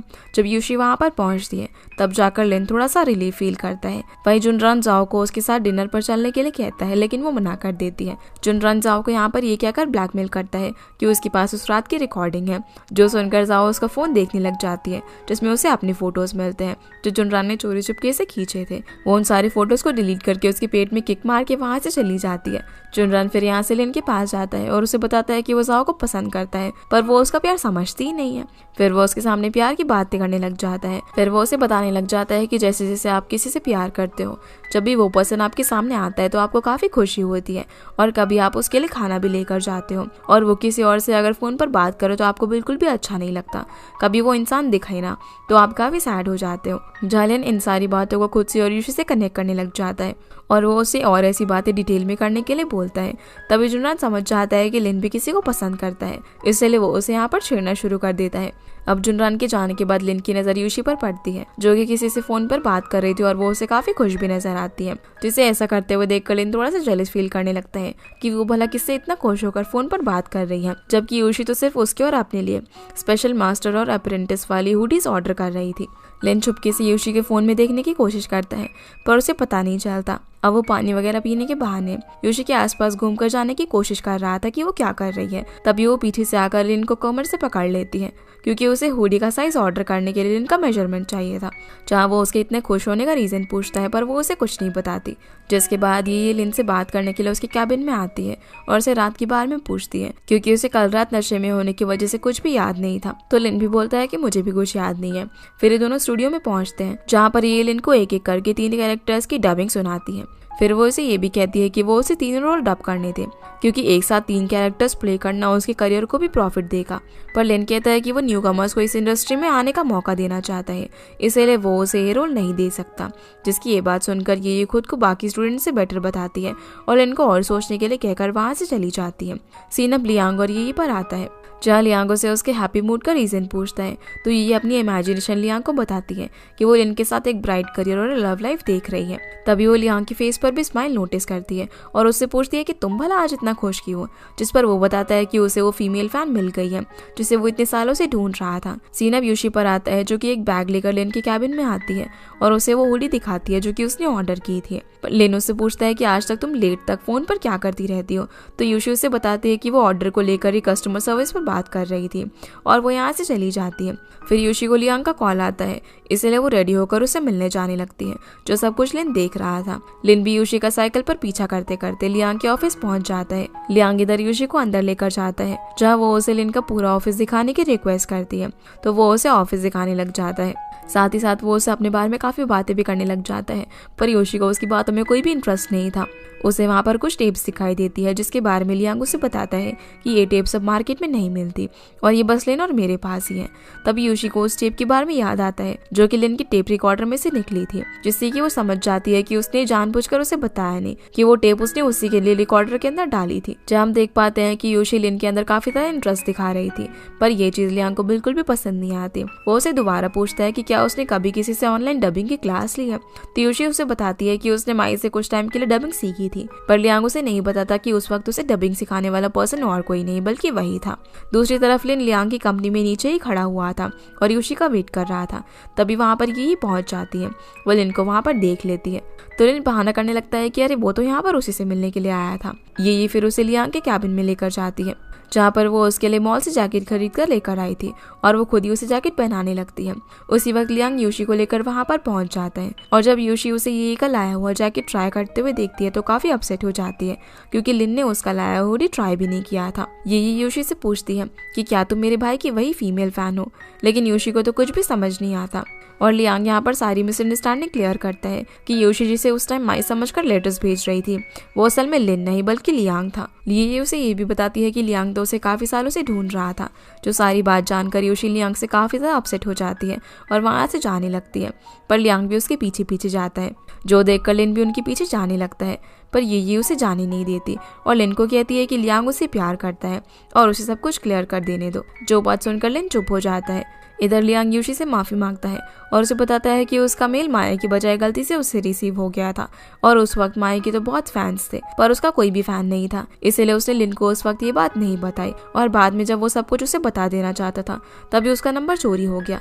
वो उसे अपना अपॉलॉजी लेटर का मैसेज भी दिखाता है, इसलिए अब यूशी भी उसे माफ करके वहां से चली जाती है। जिसके बाद हम देखते हैं कि सभी स्टूडेंट्स की रिहर्सल चल रही थी। रिहर्सल खत्म होने के बाद टीचर और जाओ को इन सभी स्टूडेंट्स की जगह किसी और को वॉइस एक्टर्स रखने के लिए कहती है, क्योंकि अभी भी सारे स्टूडेंट्स की परफॉर्मेंस प्रोजेक्ट के रोल से मैच नहीं कर रही थी और उनके पास इस प्रोजेक्ट को रेडी करके डबिंग कॉम्पिटिशन में पार्टिसिपेट करने के लिए बहुत ही कम टाइम बचा था। पर लिन ऐसा करने से मना कर देता है। इसके बाद वो सारे स्टूडेंट से बात करता है पर सारे स्टूडेंट्स को लगता है कि लिन उनके एफर्ट्स नहीं देख रहा। लिन भी उन सब पर काफी गुस्सा निकाल देता है, जिस वजह से जुनरान और यूशी के अलावा सारे स्टूडेंट्स गुस्से में कंपनी छोड़कर चले जाते हैं, जो देखकर यूशी उसे समझाने की कोशिश करती है पर वो उस पर भी गुस्सा करता है। अब अगली सीन में सारे स्टूडेंट्स एक रेस्टोरेंट में बैठकर डिनर कर रहे थे, जहाँ पर जीवे सबको सजेस्ट करता है कि हमें एक साथ किसी और कंपनी में चले जाना चाहिए, जिसके लिए सभी हाँ तो कर देते हैं। पर जुनरान कहता है कि वो सिर्फ जाओ के लिए कंपनी में है, इसलिए वो इस कंपनी को नहीं छोड़ सकता। अब जब सब लोग यूशी से उसका सजेशन पूछते हैं तो वो भी हेजिटेट करती है। जीवियो से बोलता है कि तुम भी लिन को पसंद करती हो ना, इसीलिए कंपनी नहीं छोड़ रही हो। और फिर जुनरान और यूशी के अलावा बाकी सभी लोग वहां से उठकर चले जाते हैं। जिसके बाद जुनरान जाओ के सामने अपना लव कन्फेस करता है, पर जाओ से ये कहकर मना कर देती है कि उसके पास इन सब चीजों के लिए टाइम नहीं है और डबिंग टीम से भी सारे स्टूडेंट्स जा रहे हैं। तो जुनरान बोलता है कि अगर वो सारे स्टूडेंट्स को इस कंपनी के अंदर ले आएगा तो क्या वो ये रिलेशनशिप एक्सेप्ट करेगी, जिसका जाओ कोई जवाब नहीं देती। पर जुनरान समझ जाता है कि उसकी हाँ है। जाओ फिर यूशी को अपने साथ बाइक पर राइड कराती है और एक रोमांटिक सी जगह पर लेकर जाती है, जहाँ यूशी उससे बोलती है कि जुनरान एक अच्छा इंसान है, पर जाओ कहती है कि वो एक हाई प्रोफाइल लड़का है। यूशी उसे बताती है कि जुनरान सिर्फ उसी के लिए कंपनी छोड़कर नहीं गया। अब जाओ यहाँ पर एक कॉल पिक करने के बहाने यूशी को वहीं पर छोड़कर चली जाती है। तभी वहाँ पर लिन पहुंच जाता है, उसे भी जुनरान यहाँ पर लाया था और उन दोनों को अब समझ आ जाता है कि ये सारी प्लानिंग उनकी थी। जहाँ लिन यूशी से उसके पिछले दिन के बर्ताव के लिए बात करता है। वो कहता है कि उसकी बातें हार्श थी पर वो उन स्टूडेंट्स को सच में बाहर निकालना चाहता था, लेकिन वो ये भी एक्सेप्ट करता है कि वो यूशी को वहाँ से नहीं निकालना चाहता। यूशी उसे समझाती है और बताती है कि वो किसी भी स्टूडेंट को रियल में नहीं जानती वो कैसा है और वो अपना बेस्ट कैसे दे सकते हैं। वो लिन से बोलती है कि जैसे वो ऊपर से काफी रफ एंड टफ लगता है पर अंदर से बहुत ही जेंटल इंसान है, वैसे ही बाकी स्टूडेंट्स भी है। जहाँ यूशी के मुंह से अपने बारे में ये बात सुनकर लिन को काफी अच्छा लगता है। फिर लिन यूशी को उन दोनों के बीच एक कंपैरिजन करने के लिए कहता है कि हम दोनों में से बाकी स्टूडेंट्स को कौन बेटर जानता है। दूसरी तरफ जुनरान जाओ को फिर से ये बात याद दिलाता है कि उसने डबिंग टीम के एक होने के बाद इस रिलेशनशिप को एक्सेप्ट करने की बात कही थी, पर जाओ यहाँ पर चुप नजर आती है। तभी जुनरान समझ जाता है कि वो अपने पहले रिलेशनशिप से काफी हर्ट हुई है, इसलिए वो डिसाइड कर लेता है कि वो गुआन को मजा चका कर ही रहेगा। ये दोनों फिर अब बाइक राइड पर निकल जाते हैं, जिसके बाद यूशी लिन को जेवी के घर पर लेकर जाती है, जहाँ पर वो उसे बताती है कि जेवी अपने स्टेप डैड को पसंद नहीं करता पर वो अपनी मॉम को एम्बैरेस नहीं करना चाहता, इसलिए वो लाइफ में सक्सीड करना चाहता है और इसी वजह से वो इतने छोटे घर में अकेले पैसे सेव करने के लिए रह रहा है। लिन फिर यूशी से एक और स्टूडेंट लिंग के बारे में पूछता है पर वो उसके बारे में ज्यादा कुछ बता नहीं पाती और दोनों एक कोचिंग सेंटर पर पहुंचते हैं, जहाँ पर वो स्टूडेंट भी होती है। वो उसे यहाँ पर उसके पेरेंट्स के बारे में बताती है, जिन्होंने उसे डबिंग सिखाने के लिए जापान नहीं जाने दिया और बाद में वो अपने पेरेंट्स के अगेंस्ट जाकर फैंगलिंग में आई और अब वो साथ में जापानीज भी सीख रही है। ये दोनों अब यहाँ से दूसरे स्टूडेंट शुआंग की शॉप की तरफ जाते हैं, जहाँ पर वो अपने पेरेंट्स के साथ काम कर रही थी। लिन देखता है कि ये दोनों एक दूसरे से साइन लैंग्वेज में बात कर रहे थे। यूशी यहाँ पर लिन को बताती है कि शुआंग इतना कम इसलिए बोलती है क्योंकि उसके पेरेंट्स बोल और सुन नहीं सकते। ये दोनों बात करते करते यूशी के घर तक पहुंचते हैं, जहाँ लिन उससे पूछता है कि क्या तुमने मुझे कभी ऑब्जर्व किया है। तो यूशी बताती है कि उसे पता होता है कि वो गलत है, फिर भी वो अपनी गलती एडमिट नहीं करता, पर लिन इस बात का कोई जवाब नहीं देता।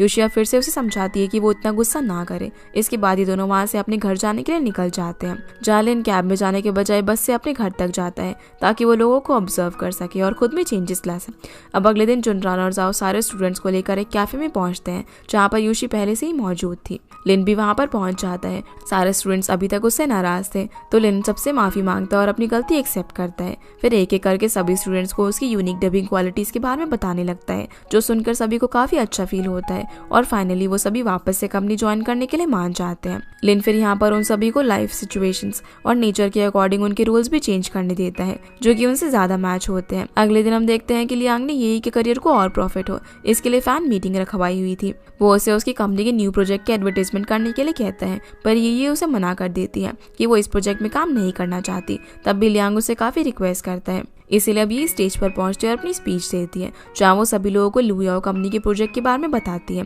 पर वो लियांग के प्रोजेक्ट की एडवर्टाइजमेंट नहीं करती, जिससे कि लियांग उससे काफी नाराज हो जाता है। दूसरी तरफ सारे स्टूडेंट्स दोबारा से डबिंग रिहर्सल कर रहे थे और इस बार लिन उनकी परफॉर्मेंस से पूरा सेटिस्फाइड हो जाता है। सभी स्टूडेंट्स भी काफी खुश थे। लिन फिर यूजी को इस बात के लिए थैंक्स कहता है, उसकी वजह से वो बाकी सभी लोगों से इस बेटर वे में जान पाया था। वो उसे बोलता है कि एक इम्पोर्टेंट पर्सन और है जिसे मैं अभी तक अच्छे से नहीं जान पाया हूँ। असल में वो यहाँ पर यूशी की बात कर रहा था, पर वो सोचती है कि वो यही की बात कर रहे हैं। सीन अब लियांग पर आता है और वो यही से काफी अपसेट था। वो उसे कहती है कि उसने जो कुछ भी किया अपने करियर को ध्यान में रखते हुए किया, और वो उसे ये भी बताती है कि लिन ने उसे प्रॉमिस किया है कि वो उसे प्रोजेक्ट के 3 रोल्स देगा। इतने में लियांग को यूशी का मैसेज आता है, जो उससे मिलने के लिए बुलाती है ताकि वो यही के बारे में उसे जान सके, जिससे लियांग सोचता है कि यूशी ने उसके अंदर इंटरेस्ट दिखा रही है, इसलिए वो उससे मिलने के लिए जाता है, जहाँ पर वो काफी एक्साइटेड था। पहले तो वो सब कुछ अपने बारे में बताने लग जाता है, लेकिन फिर यूशी उससे कहती है कि वो उसके बारे में नहीं बल्कि ये के बारे में जानने के लिए आई है, जो सुनकर लियांग की सारी एक्साइटमेंट खत्म हो जाती है। अभी दोनों प्लान करते हैं कि हम क्यों ना लिन और ये को डायरेक्टली एक दूसरे से मिलवा दे।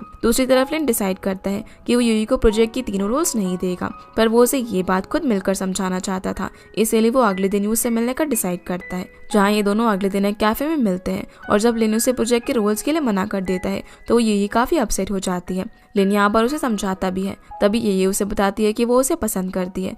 जहाँ लिन उसे बोलता है कि वो हमेशा से उसे अपनी बहन की तरह मानता है, जिसकी ऐसी बातें सुनकर वो और ज्यादा उदास हो जाती है और अपनी डांस क्लास के लिए जाने लगती है। जहाँ जाने से पहले वो लिन से ये सवाल करती है कि क्या उसने यूशी की वजह से उसका प्रपोजल एक्सेप्ट नहीं किया, पर लिन उसे कोई जवाब नहीं देता। वहीं लियांग और यूशी अपने प्लान के अकॉर्डिंग मिलते हैं। लियांग अपने साथ बुके भी लाया हुआ था ताकि ये लिन को ये देकर प्रपोज कर सके। तभी लिन भी वहाँ पर आ जाता है और वो लियांग को भी वहाँ पर देखकर चौंक जाता है। लिन उन्हें बताता है कि वो अभी अभी यही से मिल के आ रहा है। वो यहाँ पर लियांग को सारी बातें भी बता देता है, जो सुनकर लियांग गुस्से में बुके फेंक देता है और लिन का कॉलर पकड़ लेता है, जिन्हें ऐसा करते हुए देखकर यूशी अलग करती है। दूसरी तरफ ये डांस के थ्रू अपना पेन एक्सप्रेस कर रही थी और वो लियो कंपनी छोड़ने का डिसाइड करती है। जहाँ डांस करते करते वो गिर भी जाती है और उसके पैर में चोट आ जाती है। सीन अब लिन और यूशी पर आता है, जो कि दोनों एक साथ घूम रहे थे। यूशी लिन से पूछती है कि भला उसने ये का प्रपोजल एक्सेप्ट क्यों नहीं किया, जिस पर लिन यही बात बोलता है कि उसने हमेशा सिर्फ उसे अपनी सिस्टर समझा है और वो उसे लियांग से जितना हो सके दूर रहने के लिए भी कहता है, क्योंकि वो नहीं चाहता कि यूशी उससे दूर जाए। अब यूशी को लगता है कि लिन लियांग से जेलस फील कर रहा है, क्योंकि वो लिन की टीचर की जगह लेने की कोशिश कर रहा है। तो यूशी उसे सिक्योरिटी देती है कि उसका मास्टर हमेशा वही रहेगा। लिन यहाँ पर यूशी से कहता है कि वो उसे एक मैजिक ट्रिक दिखाना चाहता है, जहाँ वो उसके कॉलर से कुछ निकालने लगता है, जहाँ ये दोनों एक दूसरे के काफी क्लोज आ जाते हैं। वो कुछ देर तक एक दूसरे को बिना कुछ कहे ही देखते रह जाते हैं। तभी लिन उसे एक फ्लावर की पेटल देता है, जो कि वो लियांग के फेंके हुए बुके से उठाकर लाया था। जिसके बाद हम लियांग को देखते हैं, जो कि ये की केयर कर रहा था। वो उसे बताता है कि लिन ने उसे सब कुछ बता दिया है और वो उसे खुलकर रोने के लिए कहता है, पर उसका मूड बहुत ही ज्यादा अपसेट था। वो ज्यादा कुछ नहीं बोलती और उसे ये भी बताती है कि उसने लिन को और उसकी कंपनी को रिजेक्ट कर दिया है। दूसरी तरफ लिन भी यही का रोल यूशी को देने का डिसाइड करता है, क्योंकि उसे लगता है कि यही से ज्यादा यूशी इस रोल के लिए मैच करेगी। और जब लिन यूशी को ये बात बताता है तो वो काफी ज्यादा खुश हो जाती है। वहीं जब ये यूनिवर्सिटी से घर जाने के लिए निकल रही थी, जहाँ वो अपनी खुद की वजह से सही से चल नहीं पा रही थी, जब वो स्टेयर से उतर रही थी तभी सामने से शाओटान आता है, जहाँ वो यही की हालत देखकर उसकी मदद करता है। यही गुस्से में कहती है कि ये सब यूशी की वजह से हुआ है और उसके मुंह से उसका नाम सुनकर शाओटान बताता है कि वो उसकी सिस्टर है, जो सुनने के बाद भी वो उसकी हेल्प करता है। जिसके बाद लिन और यूशी सी साइड पर घूम रहे थे। यूशी लिन से पूछती है कि क्या वो उसके बारे में कुछ जानता है, तो लिन उसे बताता है कि जिस इंसान को वो सबसे ज्यादा जानना चाहता है वो तुम ही हो। जहाँ पर ये दोनों एक दूसरे को बेटर वे में जानने का डिसाइड करते हैं, तभी वो एक दूसरे की आंखों में देखने लग जाते हैं और लिन तो इतना खो जाता है कि वो यूशी की फेस को टच करने लगता है, जिस चीज से यूशी थोड़ा सा शाय फील करती है और थोड़ी ऑकवर्ड भी हो जाती है। सीन अब यही पर आता है, जो कि यूनिवर्सिटी में डबिंग प्रैक्टिस कर रही थी। तभी वहाँ पर वो लड़का पहुंच जाता है, जो कि उसे जबरदस्ती ऑटोग्राफ देने के लिए कहता है।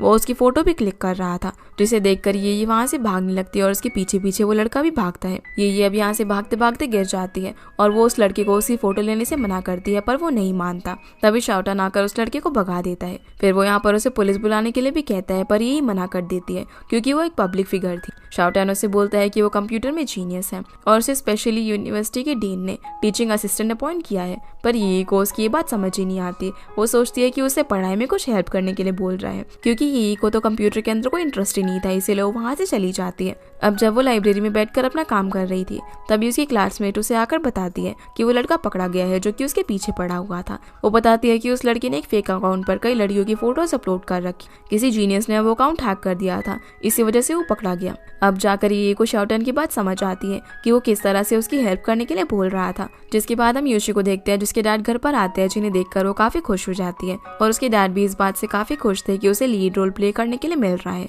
दूसरी तरफ जाओलिन को यूशी को लीड रोल देने से मना करती है क्योंकि उसे डर था कि वो इस रोल को अच्छे से नहीं कर पाएगी, पर लिन उसकी बात नहीं मानता, जिस बात से जाओ थोड़ी सी अपसेट हो जाती है क्योंकि उसे लग रहा था कि लिन ये सब कंपनी के लिए नहीं बल्कि यूशी के लिए कर रहा है। अब अगले दिन जब यूशी ऑफिस पहुंचती है तब उसे पता चलता है कि मिस्टर ज़ांग उसका स्टूडियो में वेट कर रहे हैं क्योंकि वो उसकी डबिंग का लेवल देखना चाहते हैं। बाकी सभी लोग भी पहले से ही वहाँ पर मौजूद थे। जब यूशी वहाँ पर पहुंचती है तो मिस्टर ज़ांग उसे एक पैराग्राफ डब करने के लिए कहते हैं, पर यूशी डब करते वक्त काफी हकलाती है, जिस वजह से मिस्टर ज़ांग काफी ज्यादा गुस्सा हो जाते हैं, जो देखकर लिन ज़ांग को समझाता है और फिर यूशी को थोड़ा सा रिलैक्स होकर दोबारा से डबिंग करने के लिए कहता है, जहाँ यूशी फिर से हिचकिचा रही थी और डबिंग नहीं कर पाती। इसलिए अब ज़ांग यूशी का गुस्से में मजाक बनाते और वहाँ से चले जाता है। लिन और जाओ भी ज़ांग के पीछे पीछे जाते हैं और उसे समझाने की कोशिश करते हैं, पर वो डबिंग टीम के सभी स्टूडेंट से बिल्कुल भी सेटिस्फाइड नहीं था। लिन उसे कहता है कि कुछ दिन के बाद होने वाली इकोलिस्ट कॉम्पिटिशन में मेरी डबिंग टीम खुद को प्रूव कर देगी। ज़ांग भी उसकी ये बात सुनकर उसे आखिरी चांस देता है। दूसरी तरफ यूशी अपनी परफॉर्मेंस की वजह से बहुत ज्यादा सैड थी, तो लुनी उसे कहता है कि वो खुद को ब्लेम ना करे, पर यूशी को इस बात का काफी गिल्ट था कि उसकी वजह से पूरी डबिंग टीम और खास करके लिन को शर्मिंदा होना पड़ा। जिसके बाद हम यूशी के डैड को देखते हैं जो कि अपनी बिजनेस ट्रिप पर जाने के लिए निकल रहे थे और यूशी घर के पास होते हुए भी उनके सामने नहीं जाती, पर जब वो दोबारा से अपना फोन लेने के लिए आते हैं तो वो उसे देख लेते हैं और उसका अपसेट मूड देखकर उसे एनकरेज करते हैं, फिर वहाँ से चले जाते हैं। यूशी फिर यहाँ से उसी जगह पर जाती है जहाँ वो सैड होने पर जाया करती थी। वही लिन भी काफी परेशान था। तभी जाओ उसे आकर समझाती है कि तुमने सारे स्टूडेंट्स की प्रॉब्लम जानकर उन्हें डबिंग में हेल्प की है, पर क्या तुमने कभी यूशी और उसकी प्रॉब्लम को जानने की कोशिश की है। लिन भी अब अपने ऑफिस से निकल जाता है, जहाँ रास्ते में यूशी को कंटिन्यू कॉल करता रहता है, पर वो उसका फोन नहीं उठाती। लिन यूशी के घर पहुंचता है जहाँ वो शाओटन को सारी बात बताता है और कहता है कि वो यूशी के बारे में और ज्यादा जानना चाहता है। तो शाओटन उसे बताता है कि जब यूशी की मदर की डेथ हुई थी उसके कुछ ही दिन के बाद स्कूल में एक राइटिंग कंपटीशन था जिसमें यूशी का टॉपिक माय मदर था। उसमें यूशी अपनी इमेजिनरी मदर के बारे में लिख रही थी, जिसका ऐसे उसके टीचर को भी काफी अच्छा लगता है और वो उसे पूरी क्लास के सामने सुनाने के लिए कहती है। पर जब यूशी वो ऐसे क्लास के अंदर सुनाने लगती है तभी एक लड़का उसे कहता है कि वो झूठी है क्योंकि उसकी मदर तो बहुत पहले ही मर चुकी है। सारे स्टूडेंट्स उसे झूठी कहने लग जाते हैं, पर तब भी रोते हुए वो ऐसे पूरी क्लास के सामने सुनाती है। पर तब से वो काफी ज्यादा नर्वस होती है और हकलाने लगती है। लिन उसे बोलता है कि पर उसने तो यूशी को हमेशा बहुत ही फ्लुएंट बात करते हुए देखा है। तो शाओटन बताता है कि ये सब माई यानी कि तुम्हारी वजह से हुआ है। जब से यूशी ने माई को सुनना शुरू किया है उसके बाद से उसके अंदर काफी चेंजेस आए और उसका हकलाना धीरे धीरे ठीक होने लगा। शाओटन फिर उसे ये भी बोलता है कि एक तुम ही हो जो कि यूशी की हेल्प कर सकते हो। इसके बाद लिन अपने स्टूडियो पहुंचता है और वहाँ पर कुछ रिकॉर्डिंग करता है। ये सब कुछ वो यूशी के लिए कर रहा था क्योंकि उसे तो अपनी वॉइस अब बिल्कुल भी पसंद नहीं थी। यूशी अब जब अपने घर पर पहुंचती है तभी उसके डैड भी अपनी ट्रिप को कैंसिल करके वापस से घर पर आ जाते हैं। वो उसके लिए नूडल्स बनाते हैं और उसे इतना ज्यादा अपसेट देखकर उसे एनकरेज करने की कोशिश करते हैं। साथ ही साथ वो उसे अपने साथ एक ट्रिप पर चलने के लिए भी कहते हैं, जिसके लिए यूशी ने काफी पहले से उन्हें प्रॉमिस किया था। अगले दिन जब यूशी कंपनी पहुंचती है तो वो लिन को अपनी ट्रिप के बारे में बताती है। लिन भी उसे जाने के लिए अलाउ कर देता है, पर यूशी कंपटीशन में हिस्सा लेने के लिए मना कर देती है क्योंकि वो सबको शर्मिंदा नहीं करना चाहती थी। उसके जाने के बाद लिन उसे एक हॉस्पिटल लेकर जाता है जहाँ वो यूशी को डॉक्टर युआंग से मिलवाता है, जो कि एक बहुत ही फेमस डबिंग एक्ट्रेस हुआ करती थी। लेकिन बाद में उसके पेरेंट्स ने उसे डबिंग के लिए सपोर्ट नहीं किया, जिस वजह से उसने डबिंग इंडस्ट्री छोड़ दी। वो यहाँ पर यूशी को काफी एनकरेज करती है। दूसरी तरफ सारे स्टूडेंट्स अपने कैरेक्टर की रिहर्सल कर रहे थे, लेकिन उन्हें भी यूशी के बिना बिल्कुल भी अच्छा नहीं लगता। सीन अब लियांग और यही पर आता है जहाँ ये उसे बताती है कि उसे इकोलिस्ट कंपटीशन का जज बनाया गया है, जो सुनकर लियांग उसे लिन को मजा चखाने के लिए बोलता है। पर ये उसे बताती है कि यूशी के साथ क्या हुआ। दूसरी तरफ हॉस्पिटल से आते वक्त लिन यूशी में ट्रस्ट शो करता है कि वो आगे अच्छा कर सकती है और अगर वो डबिंग नहीं कर पाएगी तो लाइफ में कुछ और चूज कर लेगी। यूशी कॉफी शॉप में होती है तभी लियांग वहाँ पर पहुंच जाता है। वो उसे अपनी कंपनी में आने का ऑफर देता है, पर वो उसे मना कर देती है। लियांग उसे एनकरेज करने की कोशिश करता है, पर यूशी उसे अपनी ट्रिप के बारे में बताती है और कहती है कि वो ठीक है। इसके बाद लियांग वहाँ से चला जाता है। तभी शाओटान उसके पास आता है और कहता है कि हकलाने में कोई भी बुराई नहीं है, क्योंकि कार्टून कैरेक्टर्स भी क्यूट वे में हकलाते हैं। जिसकी ये बात सुनकर यूशी उससे पूछती है कि तुम्हें ये सब कैसे पता। फिर वो उसे बताता है कि जब वो सैड थी और घर नहीं आई थी तब लिन उसे देखने के लिए गया था और वो उसके लिए वरीड था। अगले दिन एक तरफ यूशी और उसके डैड अपनी ट्रिप पर जाने के लिए निकलते हैं और दूसरी तरफ लिन, जाओ और पूरी डबिंग टीम इकोलिस कंपटीशन में परफॉर्म करने के लिए निकलते हैं।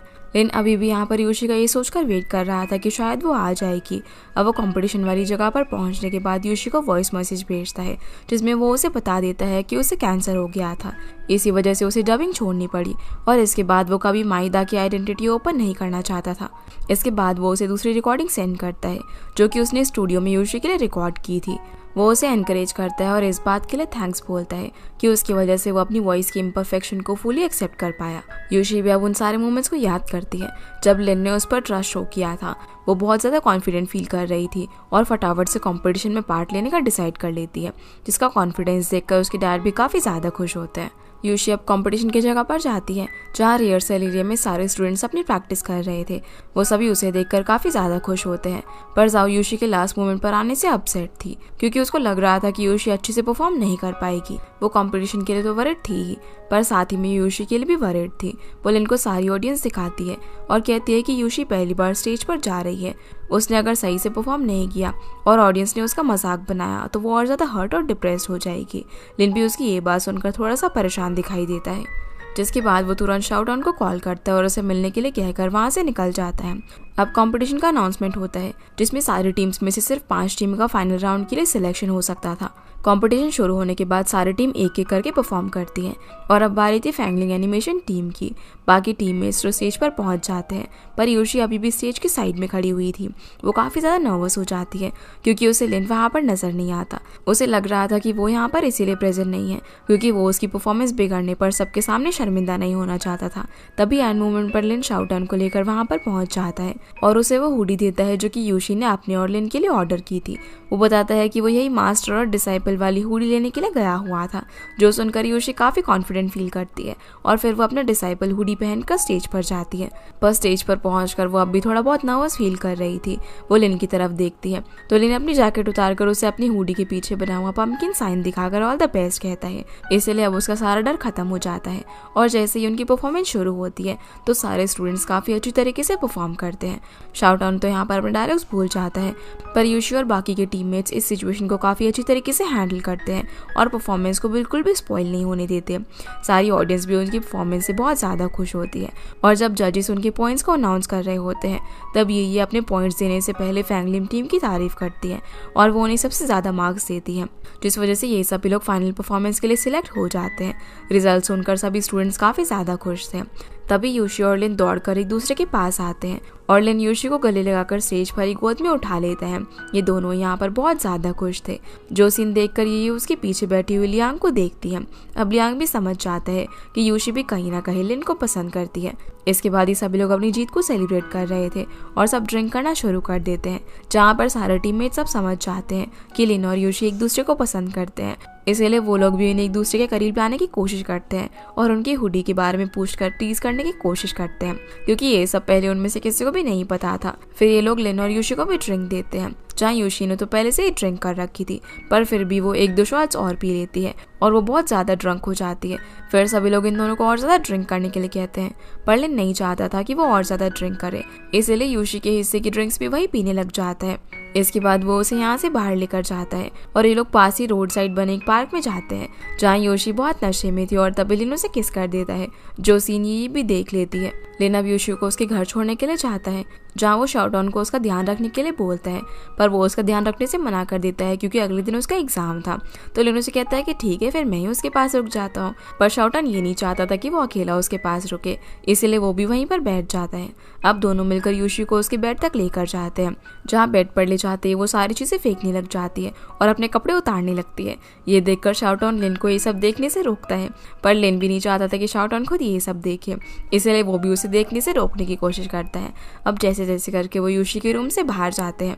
अगले दिन शाओटान यूशी को सब कुछ बताता है, जो सुनकर वो काफ़ी एम्बैरेस्ड होती है। फिर वो ऑफिस पहुंचती है, पर उसे लिन के सामने जाने में काफ़ी शर्म आ रही थी।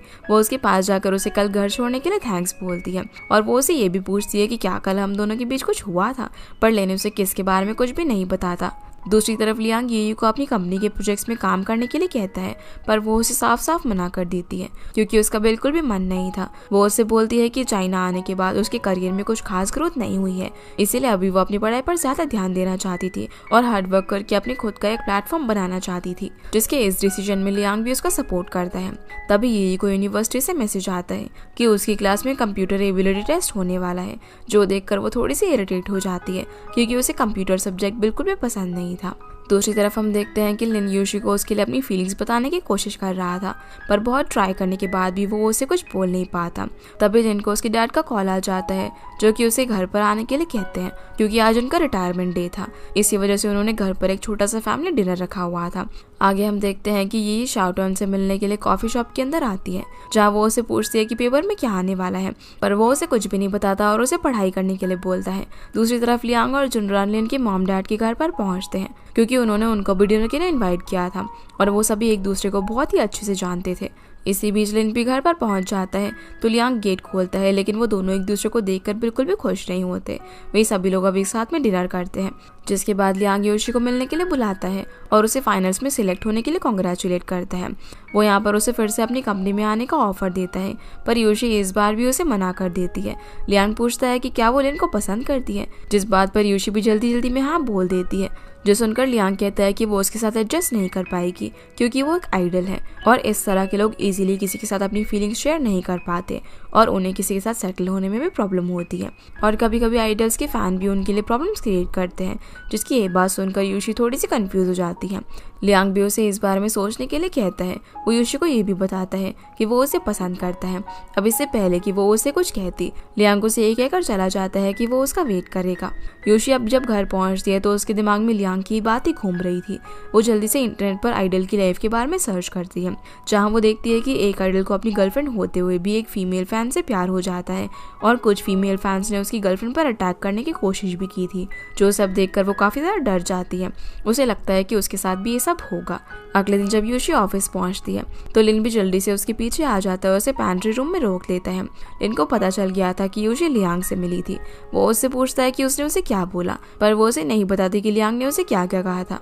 लिन अब यहाँ पर उसे फिर से लियांग से मिलने के लिए मना कर देता है, पर योशी उसकी बात नहीं मानती। वो उसे कहता है कि आज के बाद तुम मुझे बताकर ही लिन से मिलोगी, पर योशी बिना कोई जवाब दिए वहां से चली जाती है। फिर हम देखते हैं कि ये अपने कंप्यूटर एग्जाम के लिए पढ़ाई करने की कोशिश कर रही थी, पर उसे कुछ भी याद नहीं होता। इसलिए वो शाओटन के पास जाकर उसे रिक्वेस्ट करती है कि वो उसे पढ़ाए, तो वो भी उसे पढ़ाने के लिए मान जाता है। पर जब वो उसे पढ़ा रहा था तब भी ये को कुछ भी समझ नहीं आता और उसे बार बार नींद आने लगती है। वो शाओटन के कंधे पर ही सो जाती है। वो उसे उठाकर एक छोटी सी नोटबुक देता है, जिसमें उसने खुद 2 घंटा बैठकर ये के लिए स्टोरी की तरह नोट्स बनाए हुए थे, जो देखकर उसे काफी अच्छा लगता है क्योंकि उसने एक्सपेक्ट नहीं किया था कि शाओटन उसके लिए इतनी देर बैठकर नोट्स बनाएगा। फिर वो उसे उन नोट्स को समझाना शुरू करता है, पर ये बस शाओटन को यहाँ पर प्यार से देख जा रही थी। जिसके बाद हम देखते हैं एक तरफ लिन योशी को प्रपोज करने के बारे में सोच रहा था क्योंकि आज वैलेंटाइंस डे था। वहीं दूसरी तरफ योशी ये सोच रही थी कि उसके और लिन के बीच कोई रिलेशन बना तो वो चलेगा भी या फिर नहीं। तभी जाओ वहां पर आ जाती है। ऑफिस में वैलेंटाइंस डे की वजह से सभी लोग जल्दी छुट्टी लेकर चले गए थे, पर योशी को वहीं पर देखकर जाओ उससे पूछती है कि वो अभी तक यहाँ पर क्या कर रही है। इधर लिन जब थोड़ा सा कॉन्फिडेंट होकर जैसे योशी को प्रपोज करने के लिए अपनी कैबिन से बाहर आता है तो उसे योशी कहीं पर नजर नहीं आती क्योंकि जाओ उसे अपने साथ ले गई थी। जाओ योशी को मॉल के अंदर लेकर जाती है, जहाँ पर ये दोनों गेम्स खेलने लगते हैं और काफी मस्ती करते हैं। योशी उससे पूछती है कि अगर हम किसी से प्यार करते हैं तो क्या उसमें पब्लिक ओपिनियंस मैटर करते हैं। तब जाओ से समझाती है कि प्यार और हमारे रिलेशनशिप का लोगों से कोई भी लेना देना नहीं होता, और वो यहाँ पर उसके साथ फोटो क्लिक करके लिन को भेज देती है। दूसरी तरफ लियांग अपने घर में अकेला बैठकर ड्रिंक कर रहा था। तभी डोरबेल बजती है। डिलीवरी बॉय यहाँ पर उसके लिए एक बुके लेकर आया हुआ था, जो देखकर उसे लगता है कि ये बुके शायद उसके लिए योशी ने भेजा है, जो देखकर लियांग खुशी से नाचने लगता है। वो सोचता है कि योशी ने उसका प्रपोजल एक्सेप्ट कर लिया, पर इतने में ही डिलीवरी बॉय वापस आ जाता है। वो लियांग से सारी मिसअंडरस्टैंडिंग क्लियर करता है कि ये बुके पास वाली बिल्डिंग में रहने वाले किसी दूसरे लियांग का है। इसलिए वो उसे बुके वापस लेकर चला जाता है और लियांग का मूड खराब हो जाता है। अगले सीन में हम देखते हैं कि शाओटन और ये भी पढ़ाई खत्म करने के बाद घूमने के लिए जाते हैं। ये तो यहाँ पर उसे पूरा टाइम तंग करती रहती है, और जब उसे भूख लगती है तो शाओटन उसे डिनर करवाने के लिए लेकर जाता है, जहाँ पर ये को उसके साथ काफी अच्छा लग रहा था। इधर जाओ भी अब घर निकल जाती है क्योंकि जुनरान उसका वेट कर रहा था। घर जाने के बाद वो जुनरान से पूछती है कि क्या वो सच में उसके लिए सीरियस है, तो जुनरान भी हाँ में जवाब देता है और फिर इन दोनों के बीच एक किस होती है। दूसरी तरफ यूशी अभी भी मॉल के अंदर गेम्स खेल रही थी। तभी लिन भी वहाँ पर पहुंच जाता है और वो उसे अपनी दिल की बात बताने ही वाला था, लेकिन एक लड़की यहाँ पर उसे पहचान लेती है और ये वही लड़की थी जिसने लिन को कंपटीशन के टाइम पर देखा था। इस लड़की का नाम लिली होता है और वो जानती थी कि लिन ही माहिदा है। लिन तो उसे जानता ही नहीं था, पर जब वो उसे बताती है तो वो उसे पहचान जाता है। वो उसे अकेले में यहाँ पर कुछ बात करने की रिक्वेस्ट करती है, जो देखकर यूशी को भी थोड़ा सा ऑकवर्ड फील हो रहा था। इसके बाद ये तीनों एक कैफे में जाते हैं जहाँ यूशी एक तरफ बैठकर ही गेस करने की कोशिश कर रही थी कि लिली और लिन के बीच क्या कनेक्शन है। असल में लिली भी यूशी की तरह माहिदा की बहुत ही बड़ी फैन थी। वो चाहती थी कि लिन अगले दिन उसका बर्थडे अटेंड करे, इसलिए वो उसे हाँ बोल देता है और लिली खुश होकर वहाँ से चली जाती है। उसकी जाने के बाद यूशी लिन से पूछती है कि ये वाला कौन थी, तो लिन उसे पूरी बात बताता है। असल में जिस साल माहिदा यानी कि लिन को बेस्ट वॉइस एक्टर अनाउंस किया था, उस अवार्ड फंक्शन में लिली भी आई हुई थी, पर लिन अवार्ड के अनाउंस होते ही वहाँ से चला गया था क्योंकि वो तो किसी को भी अब नहीं बताना चाहता था कि वही माहिदा है। पर उस वक्त लिली भी उसके पीछे गई थी, लेकिन उसका एक्सीडेंट हो जाता है और उस वजह से उसके पैर में चोट भी लग गई थी। फिर वो 3 महीने तक हॉस्पिटल में रही और उसने लिन को लेटर भी लिखे थे, पर रिटायर होने के बाद लिन फैंस के लेटर काफ़ी कम पढ़ता था। लिली उसे बोलती है कि उससे ज़्यादा उसे कोई प्यार नहीं कर सकता और वो अगले दिन अपना सारा टाइम उसके साथ स्पेंड करने के लिए बोलती है। वो उसकी फ़ैन थी, इसीलिए लिन भी उसे मना नहीं कर पाता। जो सारी बातें सुनकर यूशी थोड़ी सी अपसेट हो जाती है क्योंकि वो नहीं चाहती थी कि लिन लिली से मिलने के लिए जाए और वो उससे नाराज़ होकर कैफ़े से निकल जाती है। लिन भी यूशी के घर तक उसके पीछे पीछे आता है, पर यूशी उससे पूरे रास्ते बात नहीं करती। वो उससे ये कहकर चली जाती है कि अगर वो चाहे तो लिली से मिलने के लिए जा सकता है, पर असल में वो ये नहीं चाहती थी। जो बात लिन भी उसका फेस देखकर समझ जाता है। अगले दिन लिन ऑफिस थोड़ा सा लेट पहुंचता है, तो यूशी उससे पूछती है कि क्या वो लिली से मिलने के लिए गया था। लिन कहता है कि वो उससे मिलने के लिए नहीं गया, जो सुनकर वो मनी मन बहुत ज़्यादा खुश होती है। इतने में जीवे और बाकी डबिंग मेंबर्स लिन के पास भागते हुए आते हैं और उसे इंटरनेट पर फैली हुई न्यूज़ के बारे में बताती है। ये न्यूज़ लिली के बारे में थी जिसमें बताया गया था कि वो माहिदा की फ़ैन थी, पर माहिदा ने उसे हर्ट किया और अपनी रिस्पॉन्सिबिलिटी से बचने के लिए वो रिटायर हुआ था। साथ में लिली ने यह भी बता दिया था कि लिन ही माहिदा है। जो न्यूज़ सब तरफ फैल गई थी। दूसरी तरफ जब लियांग गुआन को इस बार में बताता है तो गुआन उसे खुश होने के लिए कहता है। लियांग समझ जाता है कि ये सब गुआन ने किया है, इसीलिए वो उसे सच बताने के लिए कहता है। असल में फैंगलिन कंपनी ने कंपटीशन में परफॉर्म करने के लिए माहिदा के वर्क को चूज किया था और ये बात गुआन को पता चल गई थी। उसकी इतनी ज़्यादा पॉपुलैरिटी थी कि वो लोग इस कंपटीशन को आसानी से जीत जाते और लियांग की टीम हार जाती, पर गुआन ऐसा नहीं चाहता था। इसीलिए उसने लिन के पूरे ऑफिस यानी कि जब वो लियांग के साथ काम करता था तब के रखे हुए फैन के लेटर्स में से थोड़े बहुत चेंजेस करके इंटरनेट पर वायरल कर दिए और वो लेटर लिली का ही था। गुआन को लगा था कि ऐसा करने के लिए लियांग उसे थैंक्स बोलेगा, पर वो उस पर बहुत ज़्यादा गुस्सा करता है, जिस बात से तो उसको कोई फर्क ही नहीं पड़ता था। पर अब लियांग को लिन की फिक्र होने लगी थी। फिर जाओ लिन को आकर बताती है कि उस न्यूज़ की वजह से उन्हें कंपटीशन से बाहर निकाल दिया गया है। जैंग भी यहाँ पर बार बार जाओ को कॉल करके परेशान कर रहा था। जाओ लिली को ढूंढने के लिए बोलती है ताकि वो लोग ये मैटर सॉल्व कर सके, पर लिन बताता है कि वो लिली को ऑलरेडी कॉल करके देख चुका है, लेकिन उसका फ़ोन बंद आ रहा था और ना ही उसके पास लिली की कोई इन्फॉर्मेशन है। ऑफिस में भी अब सभी लोग लिली का कैसे न कैसे करके पता लगाने की कोशिश कर रहे थे। यूशी भी लिन के लिए काफ़ी वरीड थी। वो इंटरनेट पर लिन के लिए हेट कमेंट्स भी पढ़ती है, लेकिन कुछ लोग यहाँ पर उसे सपोर्ट भी कर रहे थे। अब लिन भी डिसाइड कर लेता है कि वो सबके सामने एडमिट कर देगा कि वही माहिदा है और पूरी रियलिटी सभी को बताएगा। पर जाहो से पहले लिली को ढूंढने के लिए कहती है, क्योंकि लिन चाहे जो कुछ भी बोलता कोई भी उसकी बातों पर यकीन नहीं करता, जिसकी ये बात वो भी मान जाता है। अब कंपटीशन के फाइनल्स में सिलेक्ट होने के बाद डबिंग टीम के सारे मेंबर्स बहुत ज़्यादा फेमस होने लगे थे और इसी वजह से जब सबको पता चलता है कि लिन ही माहिदा है तो सभी लोग यूशी को भी लिन के साथ कनेक्ट करने लग जाते हैं। पर लिन बिल्कुल भी नहीं चाहता था कि कोई भी यूशी को इस मैटर में इन्वॉल्व करे, इसीलिए वो उसी टाइम डिसाइड कर लेता है कि वो अगले दिन ही प्रेस कॉन्फ्रेंस रखेगा।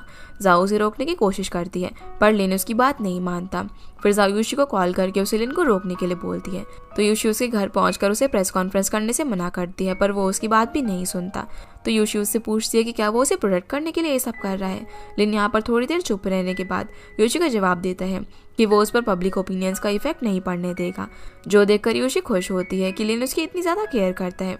फिर लिन उसे अपने घर के अंदर लेकर जाता है, जहाँ यूशी तो बस उसका घर देखती ही रह जाती है। लिन उसे वो ट्रॉफी भी दिखाता है जो कि उसे तब मिली थी जब उसे बेस्ट वॉइस एक्टर का अवार्ड मिला था। उस वक्त वो स्टेज पर तो नहीं गया था, पर ये ट्रॉफी उसे पहुंचा दी गई थी। यूशी को यही लग रहा था कि लिन सच में अवार्ड फंक्शन में नहीं आया था, पर लिन उसे वो सारे लेटर्स दिखाता है जो कि अवार्ड मिलने के बाद उसे फैंस ने भेजे थे। वो उसे वो ड्रेस भी दिखाता है जो कि अवार्ड फंक्शन में वो पहन कर गया था। फिर वो बताता है कि जब उसके विनर होने की अनाउंसमेंट हुई तब उसे लगा कि उसे स्टेज पर नहीं जाना चाहिए, क्योंकि जब फैंस को पता चलेगा कि आगे से वो कभी भी माइदा की आवाज़ नहीं सुन पाएंगे तो बहुत ज़्यादा अपसेट होंगे। इसलिए लिन ने ये किसी और को भी नहीं बताया कि माइदा वही है, और अवार्ड फंक्शन से बिना अवार्ड लिए ही वापस चला गया।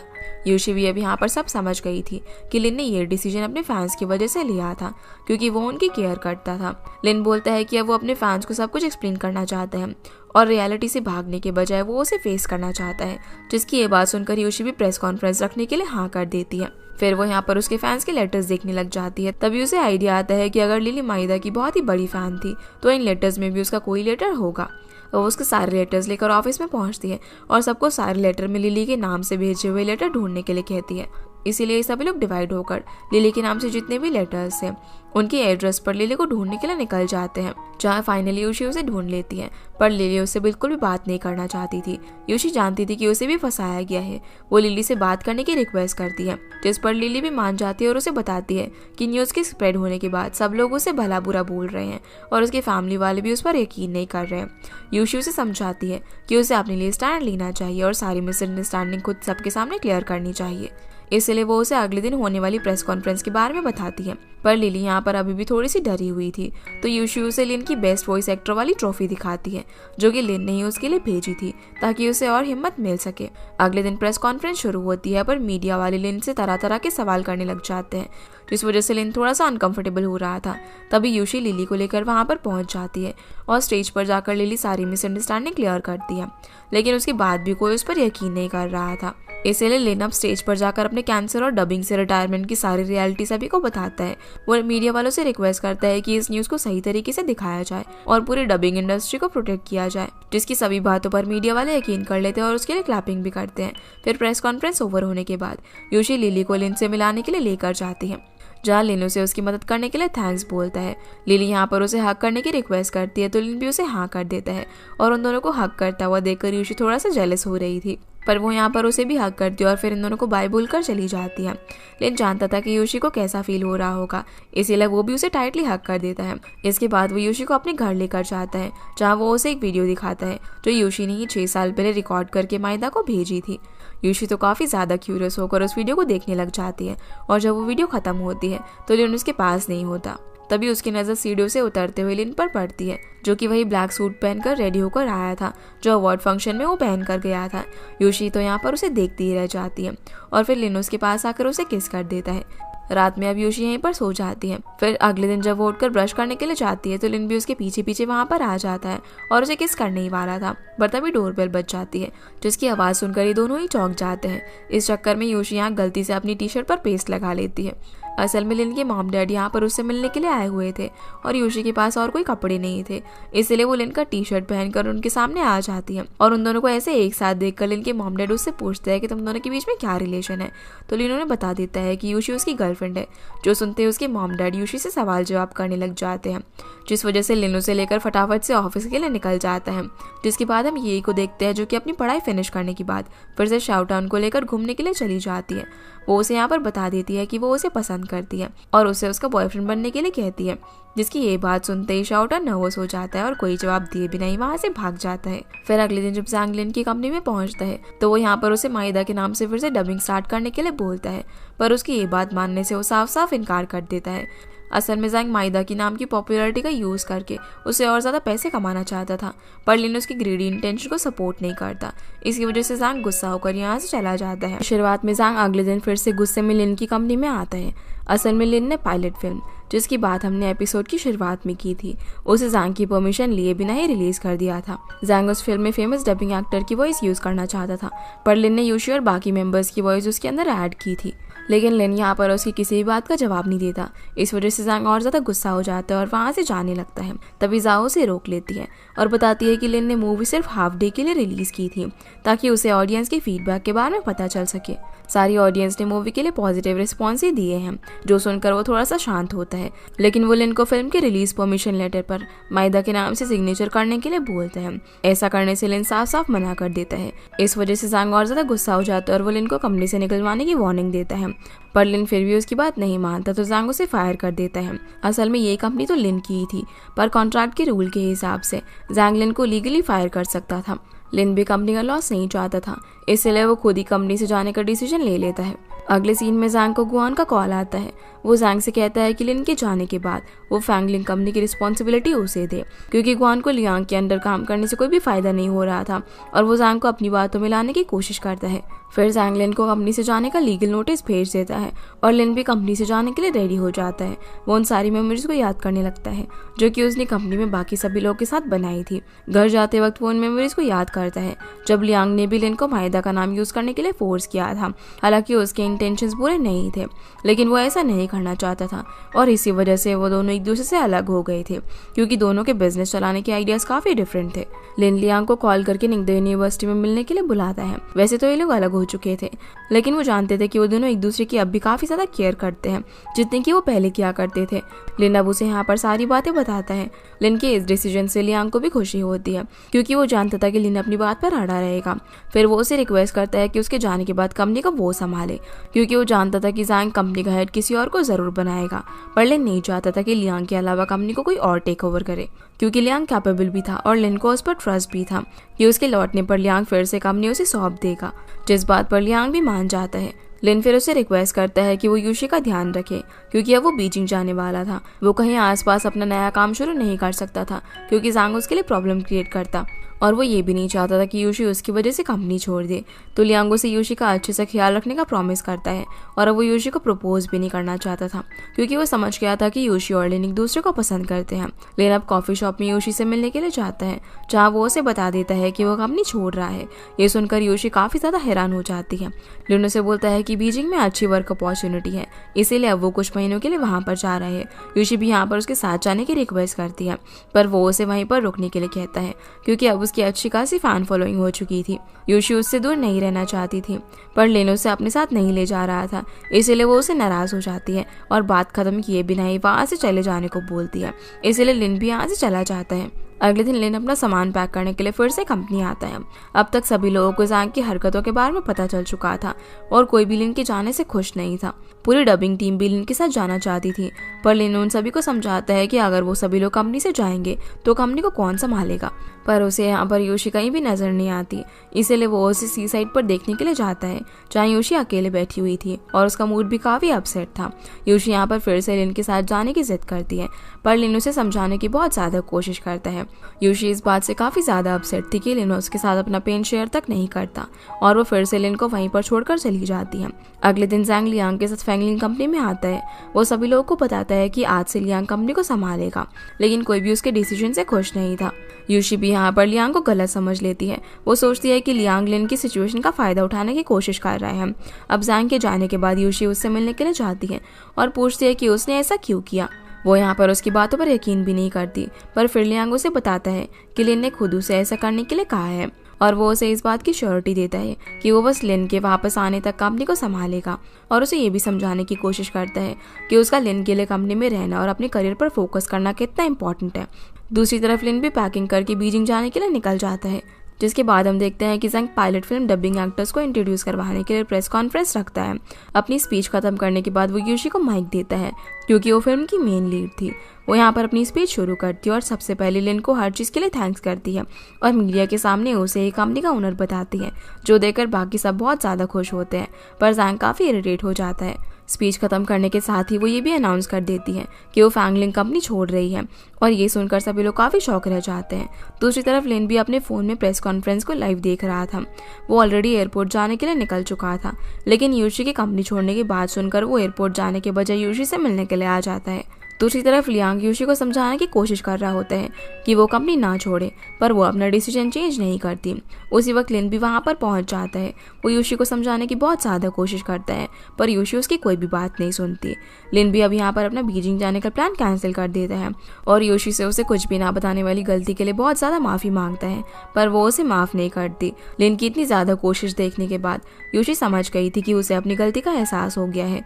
वो वैसे तो उसे माफ़ कर चुकी थी, पर वो उससे अभी भी नाराज़ होने का नाटक कर रही थी। जिसके बाद लिन यूशी से मिलने के लिए उसके घर आता है। वो यूशी को यहाँ पर रेडी होकर अपने साथ बाहर चलने के लिए कहता है और उसे एक गार्डन में लेकर जाता है, जहाँ पर उसने उसके लिए बहुत ही अच्छे डेकोरेशन किया हुआ था और ये सब उसके लिए एक सरप्राइज था। यूशी की आंखों पर पट्टी बंधी हुई थी और जैसे ही वो पट्टी हटाता है तो यूशी सारा डेकोरेशन देखकर बहुत ज्यादा खुश होती है। लिन ने सामने की एक टेबल पर एक बॉक्स रखा हुआ था जिसमें उन दोनों की क्यूट सी डमी डॉल्स थी। फिर वो उसके लिए एक छोटी सी स्टोरी प्ले करता है जो कि असल में उन दोनों की स्टोरी थी। ये देखकर यूशी को उनके पुराने फ्लैशबैक्स याद आने लग जाते हैं। वो उसे यहाँ पर बहुत ही रोमांटिक वे में उनकी मिलने की स्टोरी सुना रहा था और स्टोरी की एंडिंग तक लिन उन दोनों डमीज को भी एक दूसरे के क्लोज ले आता है। अब बारी थी रियल सरप्राइज की, जहाँ पर लिन फिर से रोलर घुमाना शुरू करता है और अब दोनों डमीज के बीच में नीचे से एक सुंदर सी रिंग निकल कर आती है। लिन वो रिंग निकाल कर यूशी के पास आता है और ये कोई नॉर्मल रिंग नहीं थी, ये एक यूनिक वॉइस प्रिंट रिंग थी जिसमें हम जो भी कहे वो सब प्रिंट हो जाता है। यानी कि अब उस रिंग के अंदर यूशी और लिन की love story as a memory हमेशा के लिए सेव हो गई थी।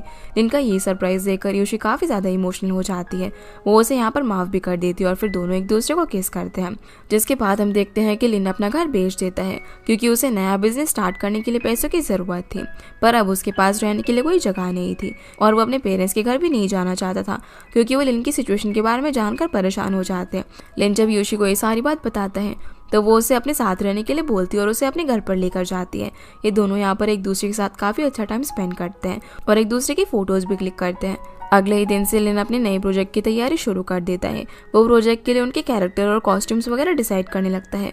वो यूशी को भी कैरेक्टर्स दिखाता है पर वो उसे कुछ खास पसंद नहीं आते। फिर वो उसे डेमो देने लग जाती है कि कैरेक्टर कैसा होना चाहिए और लिन को भी वो कुछ ना कुछ पहनाकर थोड़ा फनी वे में रेडी करके प्ले के अंदर इंक्लूड कर लेती है। प्ले करते टाइम वो दोनों एक दूसरे के काफी क्लोज आ जाते हैं तो लिन यहाँ पर उसे किस करने ही वाला था, पर तभी यूशी के डैड वहाँ पर आ जाते हैं। वो इन दोनों को यहाँ पर इतना क्लोज देखकर पहले तो शॉक हो जाते हैं और लिन और यूशी भी उन्हें देखकर एकदम हैरान हो गए थे। उन्हें समझ नहीं आ रहा था कि वो क्या करे। डैड भी यहाँ पर इन दोनों की काफी अच्छी खासी क्लास लगाते हैं और फिर लिन से बहुत सारे सवाल करते हैं जिससे लिन थोड़ा सा नर्वस हो जाता है। तो यूशी उन्हें बता देती है कि लिन उसका बॉयफ्रेंड है। डैड यूशी को लेकर हमेशा से थोड़ा ज्यादा केयरिंग थे, इसीलिए वो लिन को उससे थोड़ा दूर ही रख रहे थे, पर फिर भी वो उसे अपने घर पर रुकने की परमिशन दे देते हैं। लेकिन वो लिन को अपने बेडरूम में सोने के लिए कहते हैं क्योंकि उन्हें लिन को और अच्छे से जानना था। अगले सीन में लिन यूशी को अपना न्यू ऑफिस सिखाने के लिए जाता है। वो उसे अपना बिजनेस पार्टनर बनने के लिए कहता है और यूशी भी इसके लिए मान जाती है। दूसरी तरफ यूशी के डैड शाओटन के साथ मिलकर लिन के साथ डिनर करने का प्लान बनाते हैं। वो यहाँ पर यूशी को किसी काम से बाहर भेज देते हैं और फिर साथ में डिनर करते हैं। डैड शाओटन को इशारे में समझाने की कोशिश करते हैं कि वो ड्रिंक नहीं करते, पर शाओटन को उनके हिंट समझ नहीं आते और वो लिन के साथ साथ डैड के ग्लास में भी वाइन डाल देता है। लिन के सामने अब डैड वाइन पीने से मना भी नहीं कर सकते थे और लिन भी उन्हें इम्प्रेस करने के लिए बार बार उनके साथ वाइन का ग्लास टोस्ट करता है, जो देखकर डैड नशे में शाओटन को उनके हिंट्स ना समझने के लिए बहुत ज्यादा डांटते हैं। इसी वजह से उसका मूड ऑफ हो जाता है और वो कॉफी शॉप में कॉफी पीने के लिए चला जाता है। जैसे ही वो अपने लिए कॉफी बनाने लगता है तभी वहाँ पर यही पहुंच जाती है। शाओटन ने भी काफी ज्यादा ड्रिंक कर ली थी, इसलिए वो कॉफी भी नहीं बना पा रहा था। तो यही उसे देखकर उसकी कॉफी बनाने में हेल्प करने लगती है, लेकिन उसने पहले कभी भी कॉफी नहीं बनाई थी, इसलिए शाओटन उसे कंफ्यूज देखकर समझ जाता है कि उसे कॉफी बनानी नहीं आती, इसलिए वो उसे कॉफी बनाना सिखाने लग जाते हैं। तभी वो एक दूसरे के क्लोज आ जाते हैं और गलती से उनके बीच में किस हो जाती है। अचानक से किस होने की वजह से वो दोनों ही काफी नर्वस थे और ये बिना कुछ कहे यहाँ से चली जाती है। दूसरी तरफ जब यूशी घर आती है तो लिन और डैड सोफे पर नशे की हालत में सोए हुए थे। यूशी अपने डैड को उठाकर सारी बात पूछती है। वो उन्हें आगे से ऐसा करने के लिए मना करती है। सीना फिर से शाओटन और यही पर आता है, जहाँ शाओटन इस बात से कंफ्यूज हो रहा था कि वो सच में यही को पसंद करता भी है या फिर नहीं, और यही भी इस बात का जवाब जानना चाहती थी कि क्या सच में शाओटन उसे पसंद करता है या फिर नहीं। अगली सुबह जब लिन उठता है तो उसे याद ही नहीं होता कि पिछली रात उसने क्या किया था। उसे बस यही लग रहा था कि यूशी के डैड अभी भी उसका कोई टेस्ट लेने वाले हैं। फिर यूशी आकर उसे गुड न्यूज़ देती है कि उसके डैड उन दोनों के रिलेशनशिप के लिए मान गए हैं, जो सुनकर वो बहुत ज़्यादा खुश हो जाता है। दूसरी तरफ यही और शाओटन भी यूनिवर्सिटी पहुंचते हैं। वो दोनों लाइब्रेरी में बुक्स लेने के लिए जाते हैं, पर जैसे ही वो एक दूसरे को देखते हैं तो काफ़ी नर्वस हो जाते हैं। तभी शाओटन अपने लैपटॉप में यही की वॉइस में रिकॉर्डेड एक ऑडियो प्ले करता है, जो सुनकर यही शॉक हो जाती है क्योंकि ये ऑडियो तो उसने कभी भी रिकॉर्ड की ही नहीं थी। वो जब उससे इस ऑडियो के बारे में पूछती है तो शाओटन बताता है कि उसने एक ऐसी टेक्नोलॉजी इन्वेंट की है जो हम जिसे चाहे वैसे ही वॉइस प्रोड्यूस कर सकती है। उस टेक्नोलॉजी का नाम था द AI साउंड सिस्टम, और शाओटियान ने इस सिस्टम में ऑलरेडी यही की वॉइस को डिफॉल्ट कर दिया था क्योंकि वो चाहता था कि यही की वॉइस पूरी दुनिया सुने। ये देखकर यही उससे पूछती है कि क्या तुम ये सब करके कन्फेस कर रहे हो कि तुम मुझे पसंद करते हो, जिस बात का वो कोई जवाब ही नहीं दे पाता। और वो समझ जाती है कि शाओटन भी उसे बहुत ज़्यादा पसंद करता है। फिर वो उसे किस कर देती है, तो वो भी यहाँ पर उसे बोल देता है कि वो उसे पसंद करता है। फिर वो भी यही को किस करता है। जिसके बाद हम देखते हैं कि यूशी के डैड वॉक करके घर पर आ रहे थे, पर वो ये भूल जाते हैं कि कौन सी बिल्डिंग में उनका घर है। अब लिन और यूशी जैसे ही ऑफिस से घर आते हैं तो डैड वहाँ पर नहीं थे। रात भी काफ़ी ज़्यादा हो चुकी थी और अब तक वो घर नहीं लौटे थे, इसलिए यूशी काफ़ी घबरा जाती है। डैड हमेशा कहीं पर जाने से पहले एक नोट छोड़कर जाते थे, इसलिए यूशी लिन को घर में सब जगह नोट ढूंढने के लिए बोलती है। जहाँ ढूंढते ढूंढते यूशी के डैड को सामान में से एक लेटर मिलता है जिसमें लिखा हुआ था कि वो अपने काम के दौरान बहुत ज़्यादा मिस्टेक करते हैं और हर चीज़ भूल जाते हैं, इसी वजह से उन्हें जॉब से निकाल दिया गया है। लिन इस बारे में यूशी को भी बताता है और उन्हें वहाँ पर एक नर्सिंग होम की बुक मिलती है, जिससे यूशी को पता चलता है कि उसके डैड बीमार हैं और वो उसे बिना बताए अपना ट्रीटमेंट करवा रहे हैं। तब यूशी को पुलिस स्टेशन से कॉल आता है कि उसके फादर वहाँ पर है, इसलिए लिन और यूशी उन्हें घर लेकर आते हैं। डैड यहाँ पर अपसेट थे क्योंकि उन्होंने यूशी से अपने बीमार होने की बात छुपा कर रखी हुई थी, तो यूशी उन्हें समझाती है कि आज से हर टाइम वो उनका ध्यान रखेगी। अपने डैड की हालत देखकर वो काफ़ी ज़्यादा इमोशनल भी हो जाती है और बहुत रोती है, पर लिन उसे संभालता है और कहता है कि वो भी उसके डैड का पूरा ध्यान रखेगा। यूशी काफ़ी ज़्यादा वरिड थी और उसे अपने डैड के ट्रीटमेंट के लिए पैसों की ज़रूरत थी, इसलिए वो लिन को अगले दिन से ही काम शुरू करने के लिए कहती है, जिसके बाद ये दोनों ऑफिस के लिए ज़रूरी सारा सामान लेकर आते हैं। साथ में यूशी अर्निंग के लिए दूसरे स्टूडियो में भी डबिंग की जॉब करने लगती है। फिर ये दोनों मिलकर पूरे ऑफिस में सारा सामान सेट कर लेते हैं। जहाँ यूशी डिसाइड करती है कि वो इस न्यू कंपनी का नाम लाइट परस्यूअर रखेंगे, क्योंकि इसका मतलब था कि सिचुएशन चाहे कोई सी भी हो पर हमेशा कुछ अच्छा होने की होप रहना। फिर ये दोनों अब कंपनी के प्रोजेक्ट के लिए इन्वेस्टर्स को ढूंढना शुरू कर देते हैं। आगे हम देखते हैं कि शाओटॉन को ग्वान का कॉल आता है। उसने एक न्यू टेक्नोलॉजी कंपनी ओपन की थी जिसके बारे में उसने अभी लियांग को कुछ भी नहीं बताया था। शाओटॉन ग्वान को नहीं जानता था और ग्वान ने इंटरनेट पर शाओटॉन के AI साउंड सिस्टम के बारे में इंटरव्यू सुनकर उसे कॉल किया था। ग्वान उसे बोलता है कि तुमने अपने इन्वेंट किए हुए सिस्टम का पेटेंट मुझे सेल कर दो, पर शाओटॉन ने इसके लिए क्या डिसीजन लिया था यह हमें आगे पता चलेगा। दूसरी तरफ हम देखते हैं कि लिन इन्वेस्टर्स के साथ मीटिंग करता है जिसमें वो अपने अगले प्रोजेक्ट के बारे में सबको बताता है। यूशी भी मीटिंग रूम में साइड में मास्क लगाकर बैठी हुई थी क्योंकि वो नहीं चाहती थी कि कोई उसे पहचाने। लिन के प्रोजेक्ट के बारे में सब कुछ सुनने के बाद एक काफी बड़ा इन्वेस्टर जिसका नाम ली था, वो लिन के प्रोजेक्ट में इन्वेस्ट करने से मना कर देता है।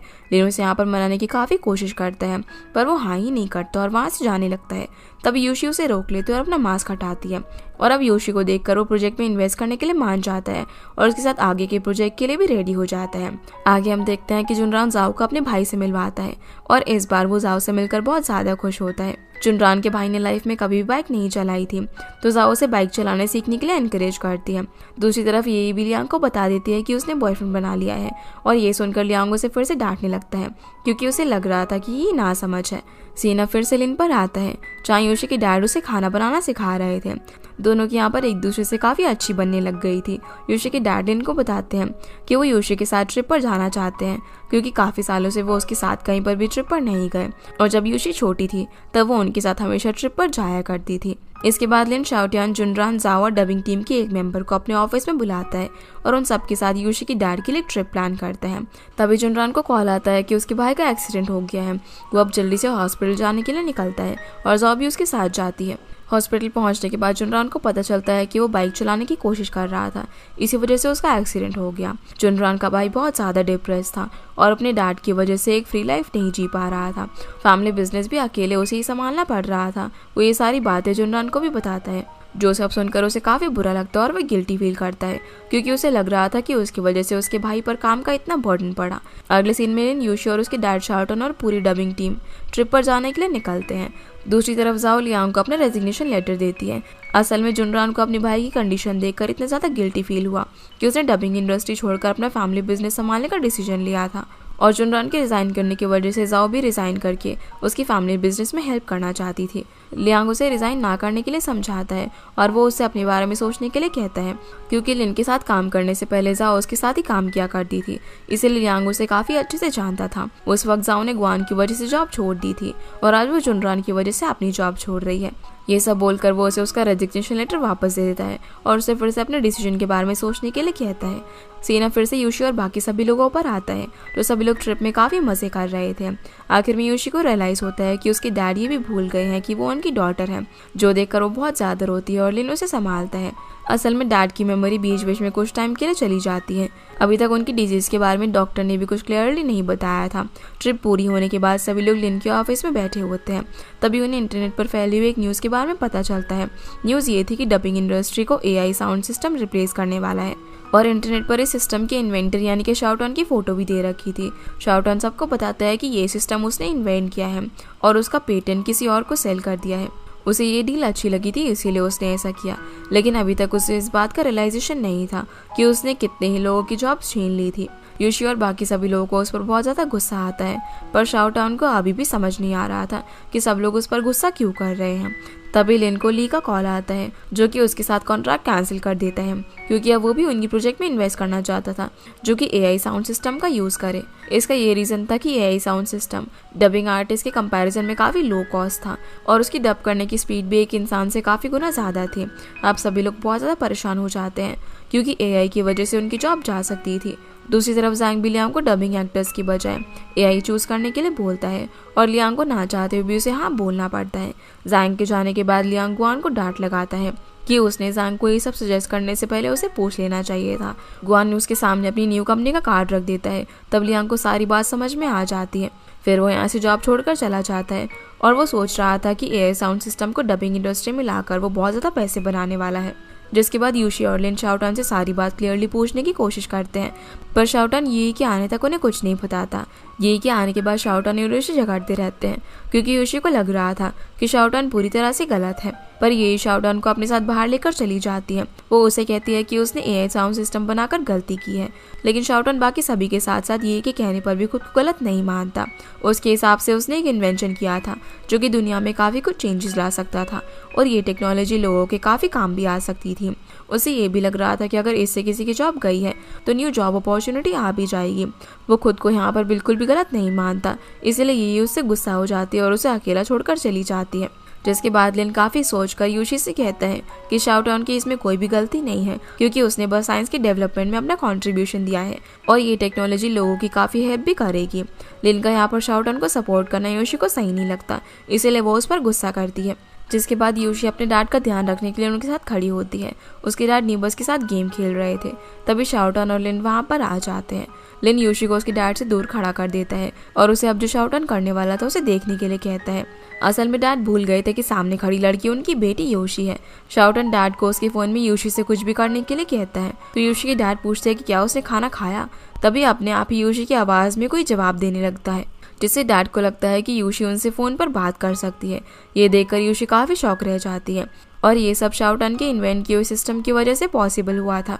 लिन अब यूशी को समझाता है कि जो टेक्नोलॉजी शाओटान ने इन्वेंट की है वो दुनिया में काफ़ी लोगों की हेल्प कर सकती है। अपने डैड को देखकर यूशी को ये बात समझ में आ जाती है और उसे ये भी समझ आ जाता है कि शाओटान ने इस टेक्नोलॉजी का इन्वेंशन करके कोई गलती नहीं की है।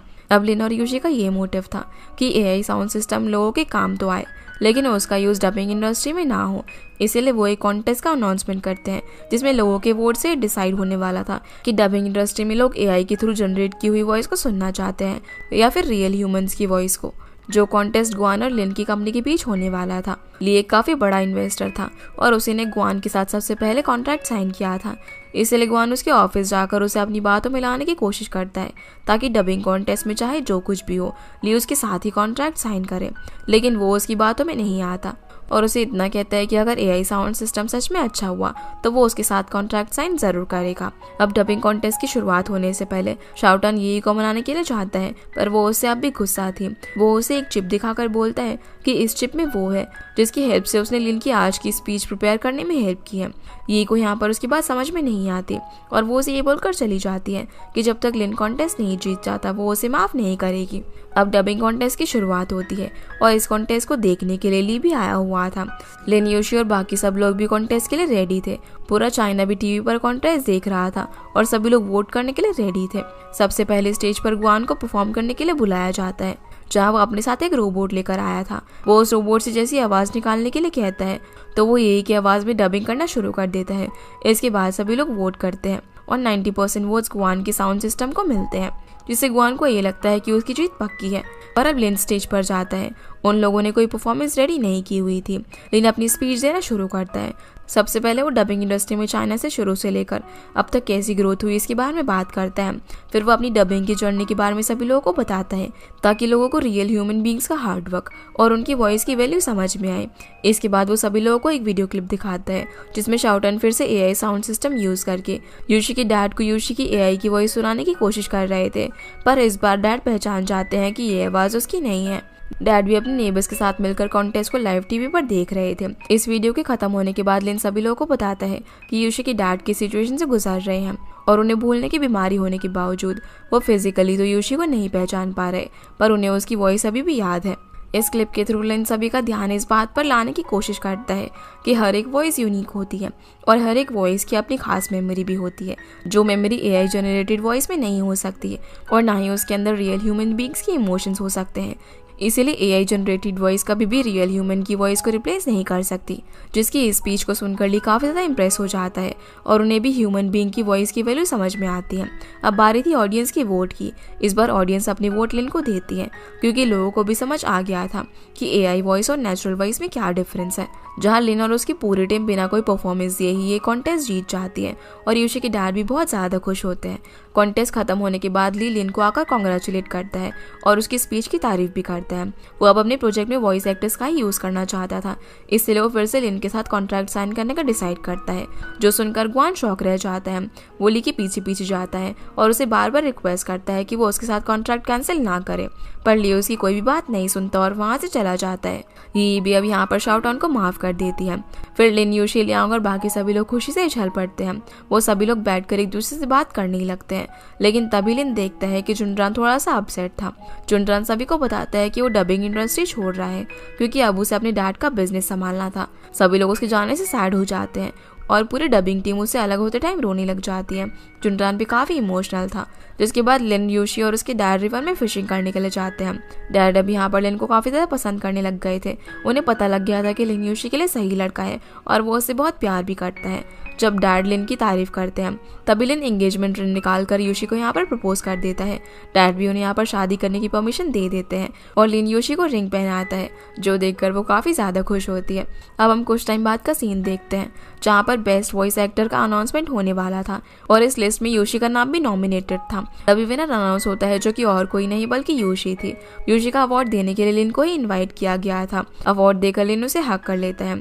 इसके बाद सभी लोग अपनी लाइफ के अंदर बिजी हो जाते हैं। जहाँ लियांग का वॉइस एक्टर तो नहीं था, पर उसका वॉइस एक्टर बनने का ड्रीम जरूर था, इसीलिए वो भी डबिंग करना शुरू कर देता है। लिन अपनी न्यू डबिंग क्लास शुरू कर देता है ताकि वो और न्यू कमर्स को डबिंग इंडस्ट्री में आने का मौका दे सके। जुनरान भी अपनी फैमिली बिजनेस के अंदर तो चला गया था, पर अभी भी उसका मन डबिंग छोड़ने का नहीं था, इसलिए वो अपने ऑफिस में ही रिकॉर्डिंग सिस्टम लगाकर वहाँ पर पार्ट टाइम डबिंग करना शुरू कर देता है। ये भी अब यूशी की तरह ब्लाइंड स्कूल के बच्चों के लिए स्टोरी रिकॉर्ड करने लग गई थी और सभी लोग अपनी लाइफ में काफ़ी खुश थे। इसी हैप्पी एंडिंग के साथ ये ड्रामा यहीं पर फिनिश हो जाता है।